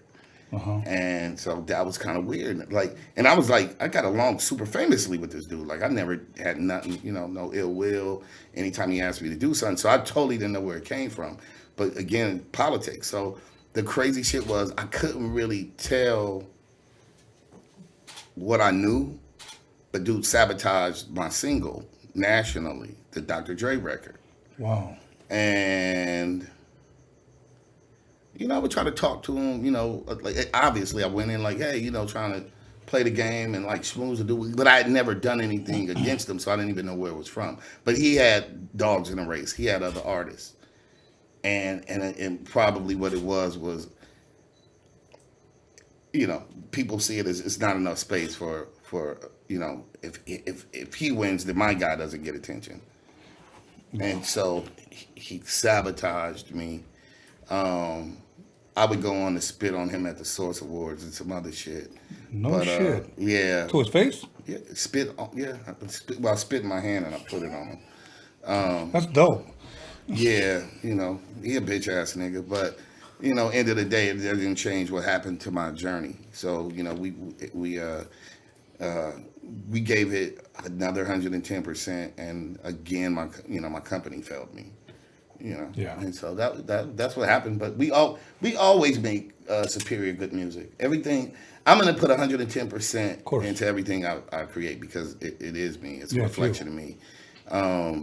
And I'm blessed enough to have my last project, Soul on Ice 2. You know, CeeLo Green and Snoop Dogg, and you know, I get Justice League, and you know, I'm blessed, man. You know, and again, I'm happy that my talent and my respect gives me the opportunity to work with the people I want to work with anyway. Yes.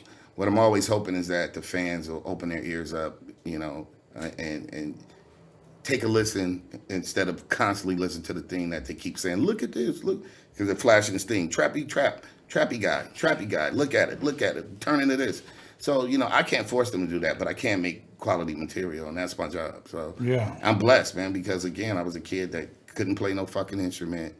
Yeah. Did not see this coming, and I've been able to, you know, I don't have like 2 Bentleys and the 8 mansions, but this is what I do for a living. I'm blessed to be able to do this. This is what I'm going to continue. Well, you're blessed definitely with an amazing gift. Yeah. You know, I want to ask you something, and maybe I'm asking because I'm not a rapper. I never try to rap. I just rap tamales, presents, and stuff like that. That's what I do. Now, my thing is like, okay, a producer, and I'm sure you probably get this as well. I could be in bed at 3 o'clock in the morning, and I'll wake up and I'll hear a beat. Mm-hmm. You know, how is it for a rapper, especially with somebody that has the talent that you have? You know, you were named like, this guy's going to change hip hop. This is where hip hop is going. Do you get lyrics floating around? You know. Yeah, wake up in the middle of the night with a bar or a concept for a song. I really just write from experience. So the things that I do in the course of my day or how I'm feeling is usually just kind of what falls out. I'm a venter. I'm not a rapper. I just vent. Like, fuck this. I don't like that. Or, damn, I really want to fuck her. Like, I do. I just kind of write about, you know, depending on what the music is telling, you know. Yeah. Again, it's that marriage between music and words. So sometimes the music's going this direction, and I got to go with the flow of this, you know, what the track is telling me to do. But 9 times out of 10, when I get these epiphanies, like songs like Nature the Threat or Interview with the Vampire, like these epic kind of, like these epic movie records. Yeah. They're usually thoughts. So I just write the thought out, and then I try to find somebody to come up with the soundtrack, the score for it underneath. Wow. So yeah, man, it's just life is prime example. Your heartbeat affects how you pronounce stuff. And so all of us are instruments. Dre would always say that. Like, you're the instrument. Yeah. So even if you get a Dr. Dre beat 9 times out of 10, it just sounds like, and I don't mean just, but it's skeletal. And so what you get is, you get a skeletal beat then you put your instrument on it, and then he puts more instruments around that. Okay. And so that's how you make the marriage of a really good song. Is if because producers love to play their beats, and then they like listen to the flute, listen to the whistle, listen to the bass, but then there's no room for the artist to be an artist sometimes. And then rappers, we want to hear us say our dumb shit, so we just rap, and sometimes the beat don't call for all that. So it's finding that balance, and that's why a writer needs a producer and a producer needs a writer, because I will say the producer probably needs the artist less, because I'll listen to an instrumental album. I just don't want to hear nobody talking for fucking 60 minutes. So, right. So we have to lean on you guys, for that. But I just write about life, to be honest. Okay. I know you worked with a lot of producers. Is there any bucket list producers that you would say? My bucket list were as an MC was I'm not gonna lie, it was Premier and Dre. Okay. And I've been able to work with those people multiple times. Awesome. But I'm still super fans of lots of people. Yeah. So I've worked with Kanye before. My A&R's got that song somewhere. He's just got it tucked in his culo, waiting for me to die. Then the nigga gonna put this shit, because niggas is weirdos like that. I'm talking to you too, Mark Brown. That nigga got the Kanye record. I really want that fucking thing. Like, I just put that shit out and hopefully get a couple $1 million off of this weirdo. Right. But I've worked with a lot of people, but there's so many talented people in the world, man. Yeah. So you're never gonna be able to work with everybody. I'd like to Pharrell, he always seems to come up with these really, catchy, wrote Happy. You know what I'm saying? Yeah, period. Okay. I'm just open. I'm always open on working with producers. I wanted to get to it because a long time ago I had heard about the Three Horsemen. The Horsemen. Yeah, yes. Four Horsemen. Yeah. Or the Four Horsemen. My apologies. Yeah, no can you shed a little bit of light on who those people were? Yeah. For those, maybe for this generation that may not know that existed. Yeah, the Horsemen was Slaughterhouse before Slaughterhouse. Okay. So we were the super group of MCs from different camps that came together and formed this group. So there was me, there was Cannabis, who was down with the Fugees and Lauryn Hill. There was Corrupt, obviously down with Dog Pound, and Killer Priest, Wu-Tang. And about 2000 we clicked up, and we were gonna make this project. We started working on the project. It's just really hard. There's managers and egos, and it's just hard to do it. So that fell apart because of, I'm not gonna name names. Okay. Somebody's team fucked that up the first time. Then the shit got bootlegged. Then Slaughterhouse executed what we did, and those are my homies. So literally salute to them. And they showed, that there's strength in numbers. So Slaughterhouse is really the execution of what we had. That's what Horseman was. We tried it again, and then the same fucking person fucked that up. Wow. Yeah. So, wow. Yeah, man, you just can't. Some people are their own worst enemies. And, some people you can love them from afar. You just can't do business with them. So that's what I kind of learned. No, you're absolutely right. And it hurts me to hear these stories, man, especially because, I have already heard so many great stories. When I say stories, that guy is fucking dope. That guy is a legend. That guy is a lyricist. That guy is the epitome of rap. All about you. And it just amazes me that the stories you're telling me how things fell apart. Hey, man, it's life. Yeah. I always say timing is everything, but success is preparation plus opportunity. So, if you stay ready, you ain't got to get ready. My whole thing is,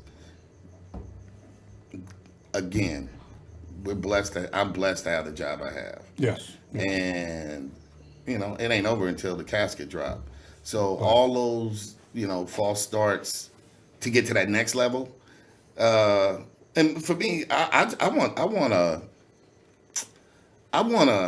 I want a Gangster career. I just like, like gold.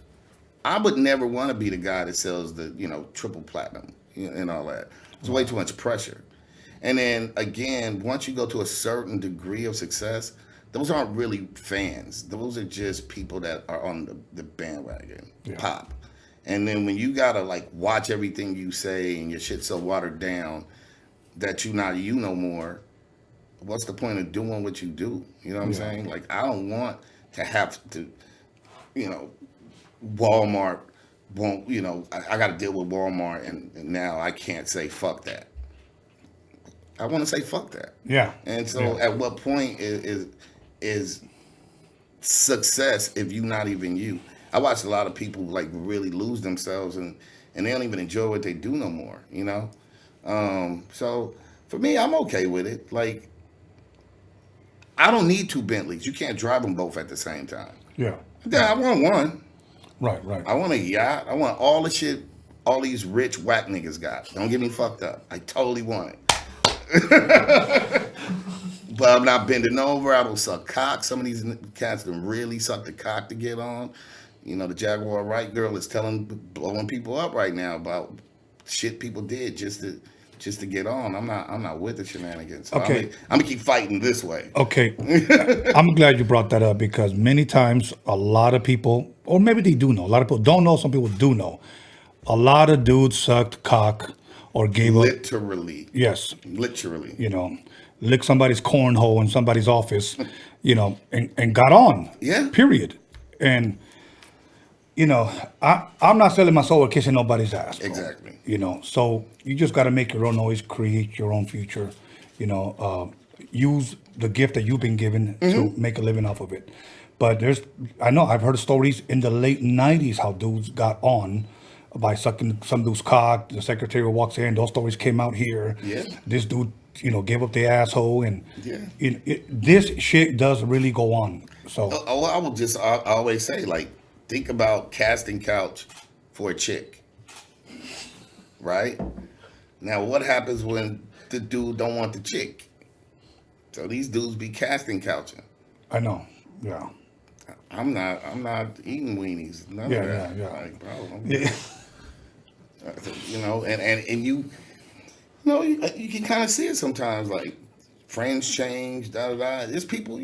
There's artists that have come out and said it, admitted to the shit, and once again, those girls that R. Kelly was fucking, them little girls, could have easily been little boys. Each is horrible, but there are some of these little boys that then got pilt out and turned out by these dudes, man. And that's my whole thing. At what point, for me, I was always, my logic was, there's certain things I'm not willing to do for money. Right. Because I won't be me no more. And I'm not interested. No, you wouldn't. Yeah. No, you'd be somebody's casting boy on Right. his couch. There was a video, and I'm only saying this because it's public knowledge. You can look it up. Justin Bieber was sucking Odell Beckham's cock, and he got caught on video. It's on YouTube. Just go in there. Right. Justin Boner or Bieber, whatever, sucking homeboy's cock. Whatever, man. And if that's who you are, that's my other thing about it. I'm not mad at people for being gay, the whole shit, whatever. Right. Man. But if you coming out saying you a real man and you get yours, the respectable way. Right. Then if you a heterosexual man, then that ain't the respectable way. Right. If you flaming guy and you gay or you don't know what you are, Go for but it. my whole logic is you can't put toothpaste back in the tube, so you not one of us. That's a good one. Hell yeah. With me, the parts don't fit, so I'm good. Right. So, anyways, let's talk about this, Raz. Yes, sir. Okay. Go ahead and grab it and tell us what is your first single, second single, or what are you guys doing? So this is actually DJ House Shoes' studio with a little bit of Photoshop up in there. But the project, I call this a vinyl playlist. So it's called I Ain't Clearing Shit. Okay. And the whole premise for this project is inner cities, 70s. They took all the instruments out of the schools. You know, obviously now the thing would be computers. Inner cities don't have computers, so they always leave us with not enough. Right. Okay. And rap really was created by not having. They didn't have instruments in all the schools and all that stuff. So, Kool Herc, who creates DJing, well, you know, whatever. Yeah. He's recognized as the first hip hop party. Right. Hip hop party, throwing in hip hop parties. His sister, so shouts out to the ladies, to the mothers of hip hop. His sister bought him his turntables. He was the high school dude. He didn't have no money. You know, his sister bought him some turntables and a mixer. He finds the breakbeat part the party likes, and he's running them back to back. He invents the loop. The loop invents the MC. So now I can talk over the loop. And now we have breakers. Right. And then we have breakers. So this was an ode to that. It's everybody we mentioned samples. You know, hip hop is the culmination of everything before it. You could take a jazz bass line at an 80s breakbeat from a rock record, you know, and then some whatever, some other shit, some house shit, and make this rap record, to make this hip hop record. And so what I wanted to do now, because the invasion of one sided, like there's just right now it's so commercialized and formulaic to make a hit. It sounds a certain way, hence trap music. Like they all sound the same. You know, it's a certain BPM. It's 808. Right. There's a few patterns that people do, and there's a lot of repetition. Right. And so they made this thing that had all this variety, and then they squeezed it into this and said, "This is the only thing that's successful if you do that." And I enjoyed the creativity of rap. Like if Exhibit didn't accidentally sample a Russian opera, German opera, Paparazzi wouldn't have went gold in Germany, and we would never have left this country. We didn't go gold. I didn't go gold here. He didn't go gold here, but he went gold in Germany. That was a fucking and it changed dope, our life. That was a dope ass fucking song. Yeah. Though. And so, and it's sampling. So, with that being said, I wanted to use samples that I thought were really dope, that I knew damn sure I ain't got no money to clear. And even if I would have brought it to my label, they would not, if I was still signed to a major, they wouldn't have cleared it. Just for a funny backstory, RASS Nation, second album, I come with a record. I sampled, guess who I sampled? Duran, Save a Prayer. No shit. Oh, yeah, of course. I don't think I heard that one. Oh, it didn't come out. They shut that down like, fuck yeah, of course. They couldn't get it. You're the black guy from LA. Do black guy music. I'm like, bro, I like Duran. So again, it's that limited brainwave where they're, this 45-year-old white guy's trying to tell me how to be expressive. I know. I like the way you said that though. Yeah. You're the black guy from LA. Like, do black. That is true. Yeah. And they put me in a box and didn't allow me, but I sampled because I thought it was dope, and I sampled Save a Prayer. But these are things I sample Elvis. I sample fucking Jailhouse Rock. No shit. Yeah. We sampled The Mandalorian. I'm a fucking nerd, so you would know that. Right, Baby Yoda. So, I wanted to sample things that I thought would be dope flipped, that I had no chance in hell of clearing. Yeah. And just to make a dope record. And that's what it is. So we just made a dope record off of some dope samples and, spit bars on it, and put some friends on there. So, my man Wise P, Casual from Hieroglyphics, Crisis, who was Ninth Wonder's under producer, Terminology, my man Divine, High Tech, Master Ace, Ice-T, Cool Keith, Sid Wilson III and Large Professor co-produced the record for me. Havoc from Mobb Deep produced the record on here. My homegirl Brevi, Cypress Hill. And then my first single was that shirt, a song called Five Mics. Five Mics. That me and West Coast Creations partnered together to do. So that's the official shirt that we were giving to you as a gift. Thank you, sir. I'm gonna wear it on my next show. Oh, good looking. Do you know which mics those are? So it's a play on the Source magazine. Right. The 5 mics, microphones, but we did 5 mics, Michaels. I saw that. Michael Jordan, Michael Jackson, Mike Tyson. One of them was Mickey Mouse, and I'm trying to remember the other one. Mike Vick. Mike Vick. Oh, I love Mike Vick. Number 7. Yeah. I love Mike Vick. Yeah.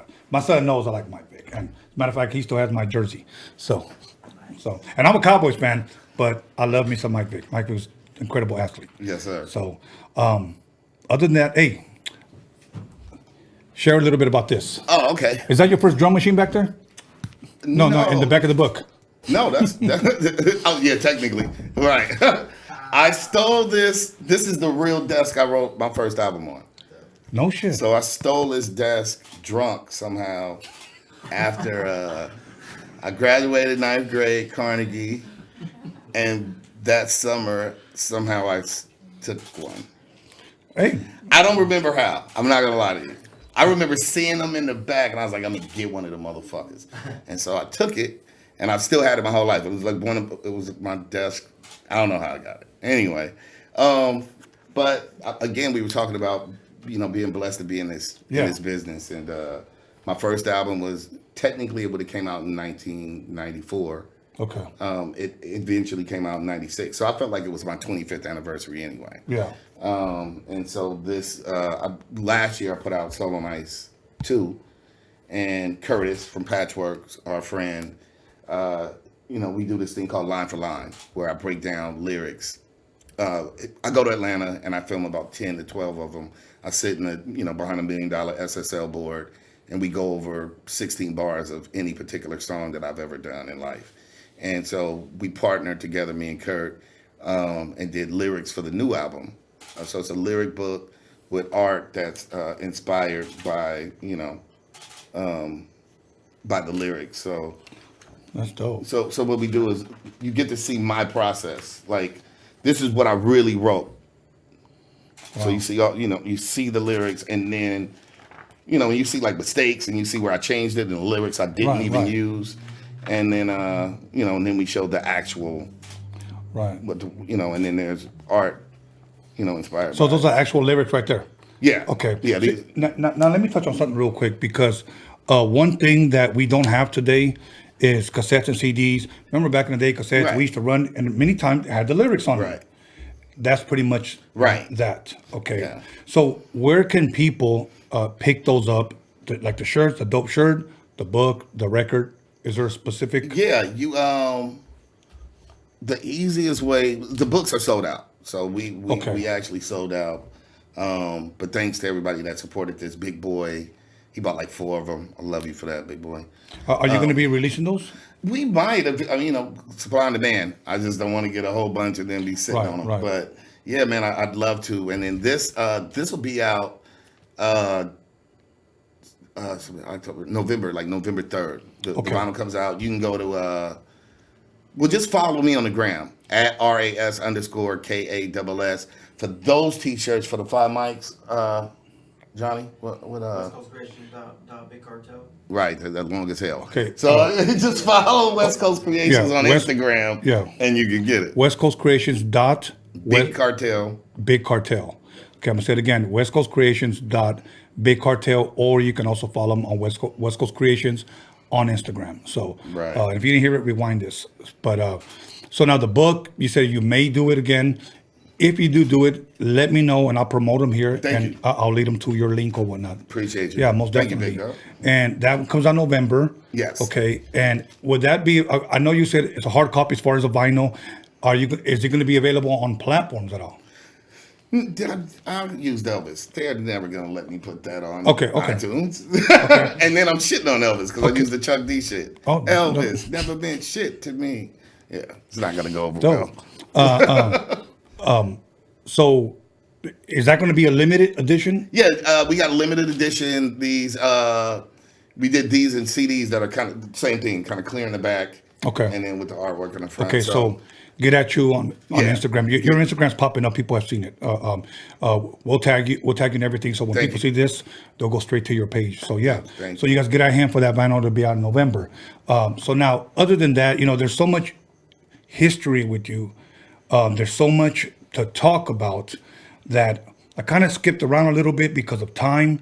But I want to ask you, is there anything that I didn't ask you, anything you want to bring up, anything you want to share? Promote yourself, brother. You know what? I feel like you did a great job. And you asked me some really in-depth stuff that probably forgot about. I was like, Duran oh, Duran. shit, you're right. Yeah, that's crazy. Okay, so what can people expect as far? Well, fuck, really nothing because we're still in this COVID shit. Do you still perform though? Yeah, I do. I just haven't, I was supposed to, like, before COVID, I'm always out and about. Not so much home, but internationally. Okay. Yeah, man. Shouts out to Australia and Spain. Like, I just came, like, right before COVID hit, I went out with, it was Exhibit's tour. So it was Exhibit, Dimrick, Jail Felony, and Problem. Yeah. So that was super dope, man. We had a blast. Went out and did, 10 cities. No, more cities than that. Probably about 7 countries and probably about 15 cities. And then I left their tour and did a whole nother run with Onyx and did another, that was my first time going to Spain. So I did 3 cities in Spain. Had a blast, man. Yeah, dope, man. Travel is the best. And all those people are supporting like hip hop, like lyrics and bars, and Australia too, man. Like, I it's crazy because I feel like we create it as Americans. We create things and then we turn our backs on it. And I feel like people are turning their backs on lyrics, on real hip hop, and it's crazy that other countries, some people where English is their certain language, fuck with the lyrics more. Yeah. So, Let me ask an interesting question because you brought that up. You said, I guess, you said lyrics, real hip hop. What is real hip hop? I guess it could mean different things to different people. For me, I would say real hip hop is being expressive, being unique, being creative. It is a lifestyle. It's a culture. It's a subculture, and I think it's just the art of making something out of nothing. Right.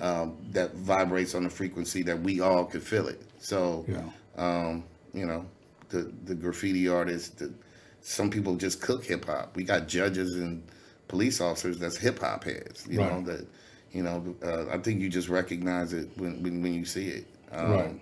I don't think it's copying nobody else. I think part of it is being individual, and then being real to your experience. Okay. Yeah. Okay. Now, what do you think we have today? I think that we have somehow we disconnected with the youth, and we also didn't own our business. Like, we didn't own our companies, and so we have a watered down version, and we have a lot of people being the same person. So whoever's popular, everybody becomes that guy. Yeah. And I always thought it was about, like, literally, that was the whole thing. You couldn't sound like the next dude. Yeah. And now it's, I am Drake. I am Drake 2. I am Drake 5. I am Drake 700. And that shit, like, I don't want to sound like NWA didn't sound like Rakim, who didn't sound like DJ Quick, who didn't sound like E40, who didn't sound like Cypress Hill, who didn't sound like, I don't want to be the next other nigga. I just want to be the first me. Period. Yeah. So I just feel like right now we have a lot of how many gold teeth can I get? Paint on my face, not from any gang in particular. I'm just painting on my face. Like, I remember when to get a tattoo tear, that meant something. Speak on it, man. It's the truth. Like, these niggas put brands, niggas put Levi's on their face now. Like, I don't understand. Like I don't understand that, bro. Like, Levi ain't never gave you no money. Gucci niggas be putting just Gucci. Like, I don't understand. They put cartoon characters. Like, what are you doing, my nigga? So to me, it's just weird. I don't understand. For black and brown kids especially, if you not actively gangbanging, you probably shouldn't paint on your face. That works for Lil Wayne, but it probably won't help you get a job. Right. And realistically, I don't know, when you're like a 50-year-old, and you wrote, Wheel miles on my forehead. Well, if you miles, you at least you gangbanged. But I'm saying you don't have a gang when you're the non-affiliate singer. You're a singer, girl. You got a skull and then a rabbit, you know, and the but you know, it's just I don't get it. And maybe I feel like I'm the old guy now that's like, you kids, you old man, you kids. But I'm just like, bro, that ain't practical to me. And you know, everybody is not gonna be Rihanna or Lil Wayne. So stop painting on your face. Right. And then I'm from LA. I'm born and raised here. And last I checked, we didn't wear all kind of shit in our mouth. You brush your fucking teeth. That's Bay Area shit. That's Southern shit. We're not from fucking Texas or even Texas don't really do that shit. That was some Atlanta shit. Whole gold mouth and grill and that ain't no fucking LA shit. So I don't understand when LA decided that they wanted to be from Atlanta. I don't get it. Yeah. No, you're right. You're right. I just don't. You know, yeah. Okay, I'll leave it at that. I'm sorry if I sound bitter, you guys. No, but you know what? I just don't understand. No, you sound just like me. And people be like, you're a hater. Because that, you know, people do this. The hater card, you know. You know what? You know what's funny? Honesty became hater. Yes. Truth is the new hate speech. Right. Like I'm not mad at you. I just don't get it and I don't fuck with it. Right. So that doesn't make me a hater. And honestly, it's crazy. Like if I'm a hater for not buying, what's his name? I hate to bring him up, but I will bring him up for a second. They made a Snitch the most successful album, you know, 6ix9ine. And I'm like y'all code is fucked up. The Snitch is the hero. Like this is crazy. Like what the drug addict, like half these dudes listen to their songs, listen to their raps. They don't be talking about, first of all, tricking is the new pimping. I bought her this shit, I bought her this, I bought her that. You was on the pole, I threw all the money out to you. That's not the pimp, you the trick. Yeah. That's strictly pimping 101. You don't give a bitch nothing.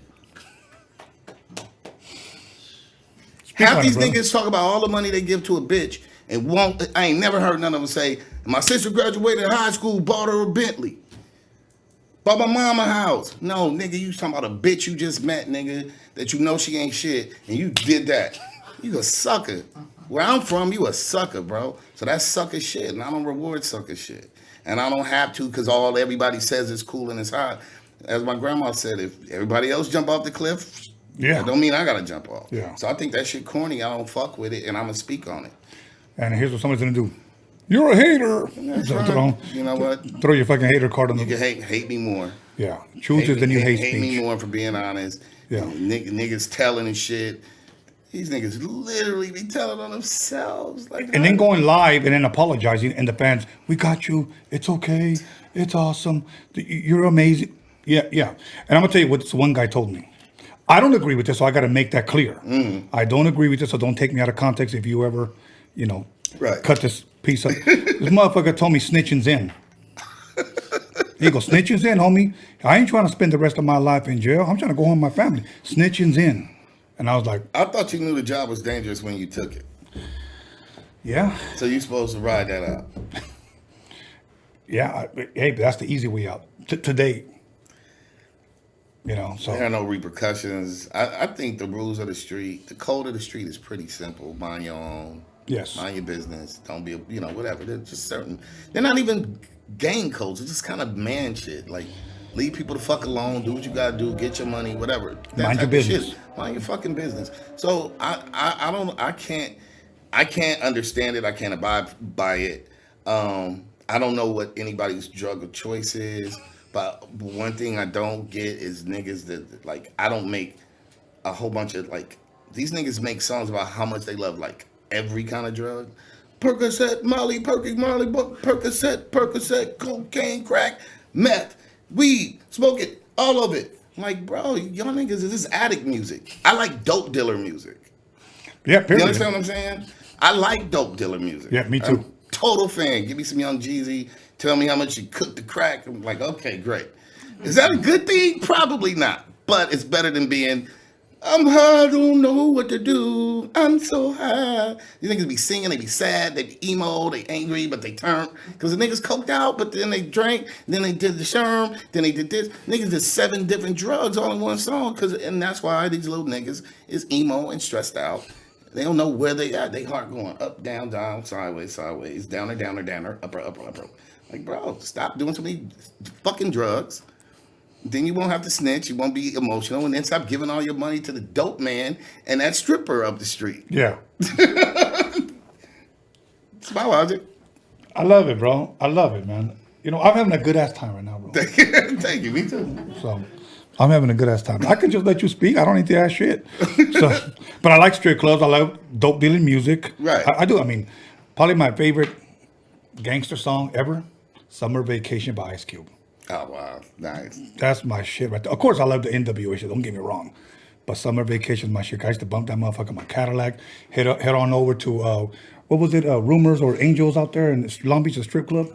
Oh, yeah. And then there was the other one off the 91. We go in there, chill. And it was funny. Me and my homies used to go in there to discuss business. We never even paid attention to them. Right. You know, to them bros. It was the ambiance. It was the vibe. Yeah, and they were like, you want to lap dance? No, we're talking. We're eating chicken wings and drinking beer. Right. You know? Right. Not yet. Get over there, you know? But yeah, that's my type of shit, but not bragging about, you know, drinking lean or Formula 44 or whatever the fuck it was. So, Formula 44. When's the last time you heard that shit, man? Formula 44, you know. But they'll come up with some new shit, bro. They'll come up with probably drinking NyQuil with prune juice. Right. You know, yeah. some shit like that. That's crazy that snitching is in. That's just... Yeah, so... I didn't get that email. Okay, I'm going to ask you a good question. Okay. When I was DJing and I thought I was in my prime, like 88, 89, people used to always ask me, can anybody fuck with you, Tony, on the turntables? And I would always say, this is just in my opinion, my humble opinion. I would always say, I can't fuck with these two guys. DJ Joe Cooley, King of Scratch, and DJ Tony G, Tony Gonzalez. Mm-hmm. I can't fuck with those. Of course, people would say, nah, you, no. I just wouldn't dare, okay? Right. When it comes to a rapper, is there anybody that, if somebody asks you, hey man, could that fool get you? There's a lot of nasty MCs. Okay. Super nasty. Take your album, your first album, and take the Illmatic. I win. Nature the Threat. I did an 8-minute fucking history of racism that they still use in colleges today. Okay. Universities around the world. I went off that one song. And then battle rap, my battle bars are iller. I just got iller bars at the end of the day. No disrespect. You know. Okay. I'm not afraid of any rapper. I'll tell you this. There are quite a few amazing. Mm-hmm. I'd say there's like 50 deadly that we know of on the radar. Okay. You know, just radar MCs. So on any given day, any one of them can take it. And I'm not talking about past, gone. Right. I'm talking about even right now. But anybody could get it. I think I body any of you. Some of your favorite rappers took shit from me. You know, I was younger. You know, so they learned some of that shit from me. I just ain't had a chance or the platform to really. I just on this album did 4/4 to 3/4 time, which is waltz. Niggas ain't fucking with me. They don't think like I think. Yeah. Their points of reference is too small. If all you know is that, you know, some niggas might. You're gonna beat me if you start talking like how you sold coke, because that's not my expertise. Yeah. But if we want a wide range barring up, I'm more sadistic. I'm gonna come up with ways to fucking kill you on the mic. So yeah, I'm not afraid of nobody. I think they're afraid of me. I think that's part of why people never put me on their records, because they know I'll burn them. I'll burn your favorite rapper. That's fucking dope. I like that shit, man. I like that shit. You name any nigga, bro, I'll burn him. I swear. I've done it many times. That's dope. That's dope. And everybody listening, hey, if you want to test them, try them. Yeah. Okay. For an example, Joe, to me, at one point in my life, not only was he my teacher, my mentor, but I thought he was the greatest DJ in the world. Okay. Joe Cooley. Yeah, and I remember Clientele from the World Class Wrecking Crew was his MC at the time. Mm-hmm. And my brother had like $200 one time. We were at this club, and Clientele said, anybody want to come up? Come up right now. You know, anybody want to test this man? We'll put in $200. This was like in the late 80s, you know. Mm-hmm. Of course, we did it several times. Nobody ever tried. So I kind of feel that this is this, you know, again. So now I'm gonna give my son. I'm gonna ask him a question because he likes lyrics. He likes a lot of rappers. I know one of his favorite rappers, which I don't care for. And if he hears this, I'm sorry, but that's just my opinion. I don't care for it. He likes Meek Mills. Okay. He loves Meek Mills. Give me like 2 more guys that you like a lot. I know Big Pun's son. He thinks he's dope, and I heard him. Chris I think Rivers. he's dope. Yeah. Chris is dope. My son got embarrassed. He turned red. Look at. Nah, I don't know. I still think YG got some good songs still. I like Nipsey Hussle too. I feel like those were the main 2 people in the West that were speaking for the West Coast at least. Yeah. So he said YG and Nipsey. Yeah, YG and Nipsey are dope. And like I said, I don't put dead people in the category. So may Nipsey rest in peace. YG is dope, but I honestly, I don't even think. I think you're talking about a whole different horse race on bars. Oh, yeah, Okay. Those, like, you know, again, Tupac was dope, but you talking about bars? Well, we put in bars. I would have to say, like, because I heard some of your stuff. Your stuff vicious, so I would have to like. Yeah, I'd have to say Benny the Butcher. I'd have to say Gun. Those right. type of people. Right. That would be closer into the competition, but you can go listen to me and Benny. I'm sorry, me and Gun together, so you can see what happens there. Okay, I'm gonna have to do that. Like I said, man, this is what, when you take the fame and the hype and the hoopla away, and you go for the bars and get off all the celebrity and who you like and who was cute and who had the Nikes or whose chain was cooler. I don't give a fuck about that. I'm talking about bar for bar. Yeah. It's just not, can't get me. Yeah. So I don't give a fuck. If anybody thinks that he's being cocky, all I'm asking is go listen to your stuff. That's it. Go listen. Do your homework and then come back and then apologize. He could reach him at Ras Kass on Instagram. I'm blessed. Honestly, again, some my favorite MCs, and including those brothers, have always shown me my love and my respect and give me my roses and whatever. And I give them theirs too. But with that being said, anybody that goes into a boxing match to get second place is an idiot.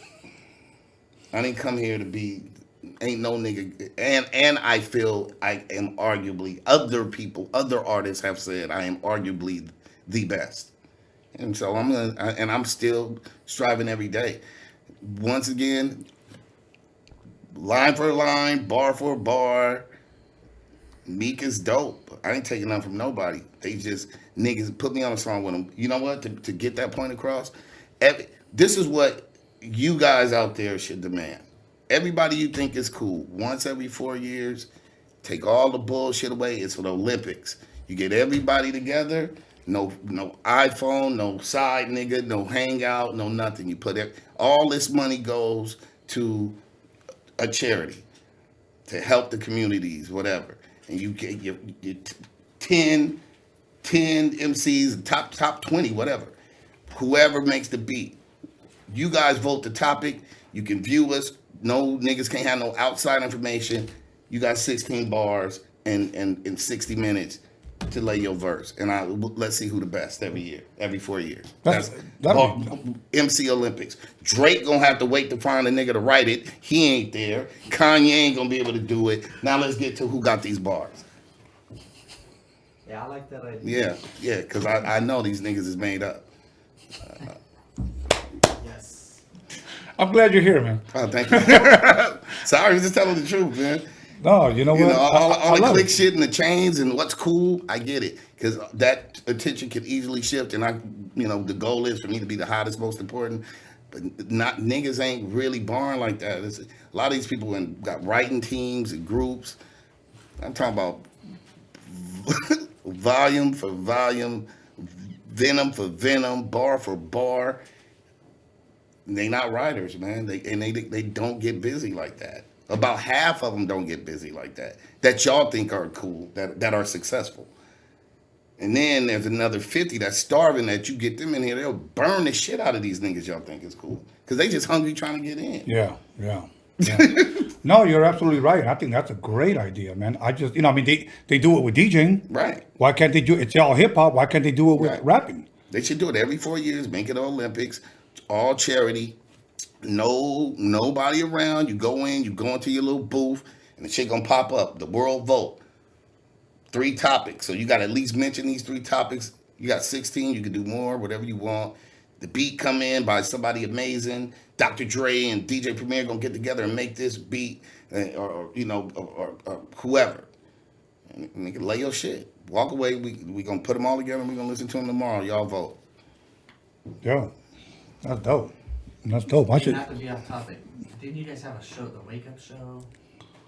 I didn't have a show, but I mean, Sway and Tech. You were on it, weren't you? Yeah, I you used had to. that dope ass like a song with like Chino XL. Well,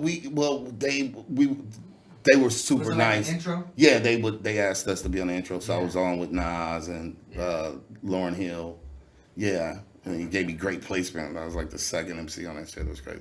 Yeah, that was dope. Thank you. Yeah, man. Thanks to Sway Tech that just always believed in me. Like that was bars. That was like you had to get on there, and if you didn't burn it down, you were never coming back. And that went for anybody, man. That was like gladiator school. Like you go in there and that's dope. You'd get embarrassed, and they were never gonna let you come up there. So you had to be nasty. Yeah.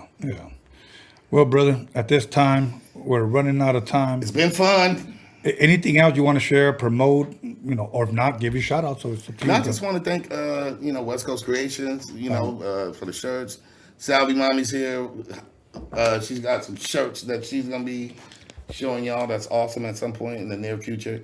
And just, man, I just hope people go out and support the new project. So we dropped a couple of videos. We dropped 5 mics, and we dropped a song called Parkour.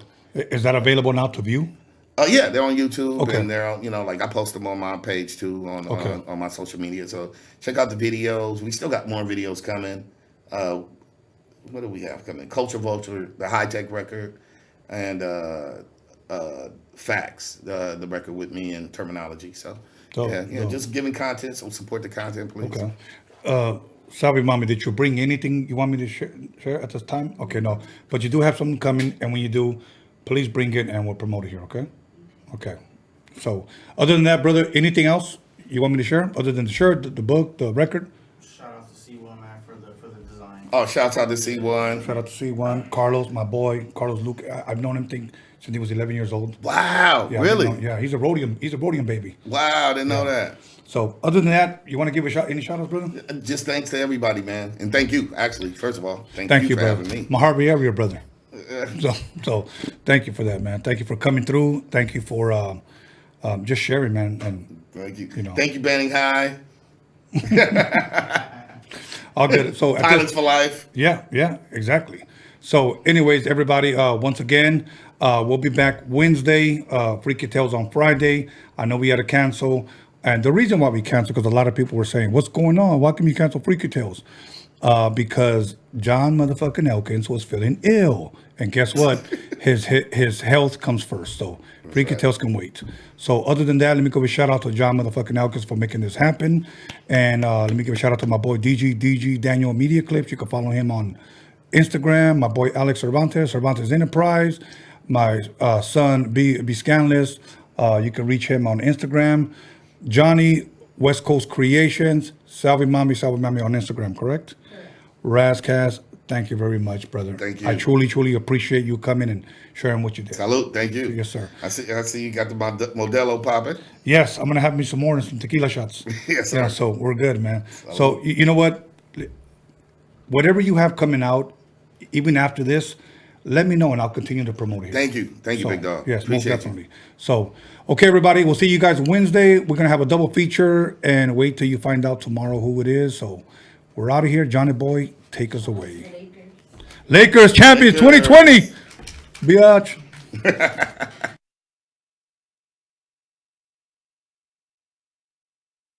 You got it.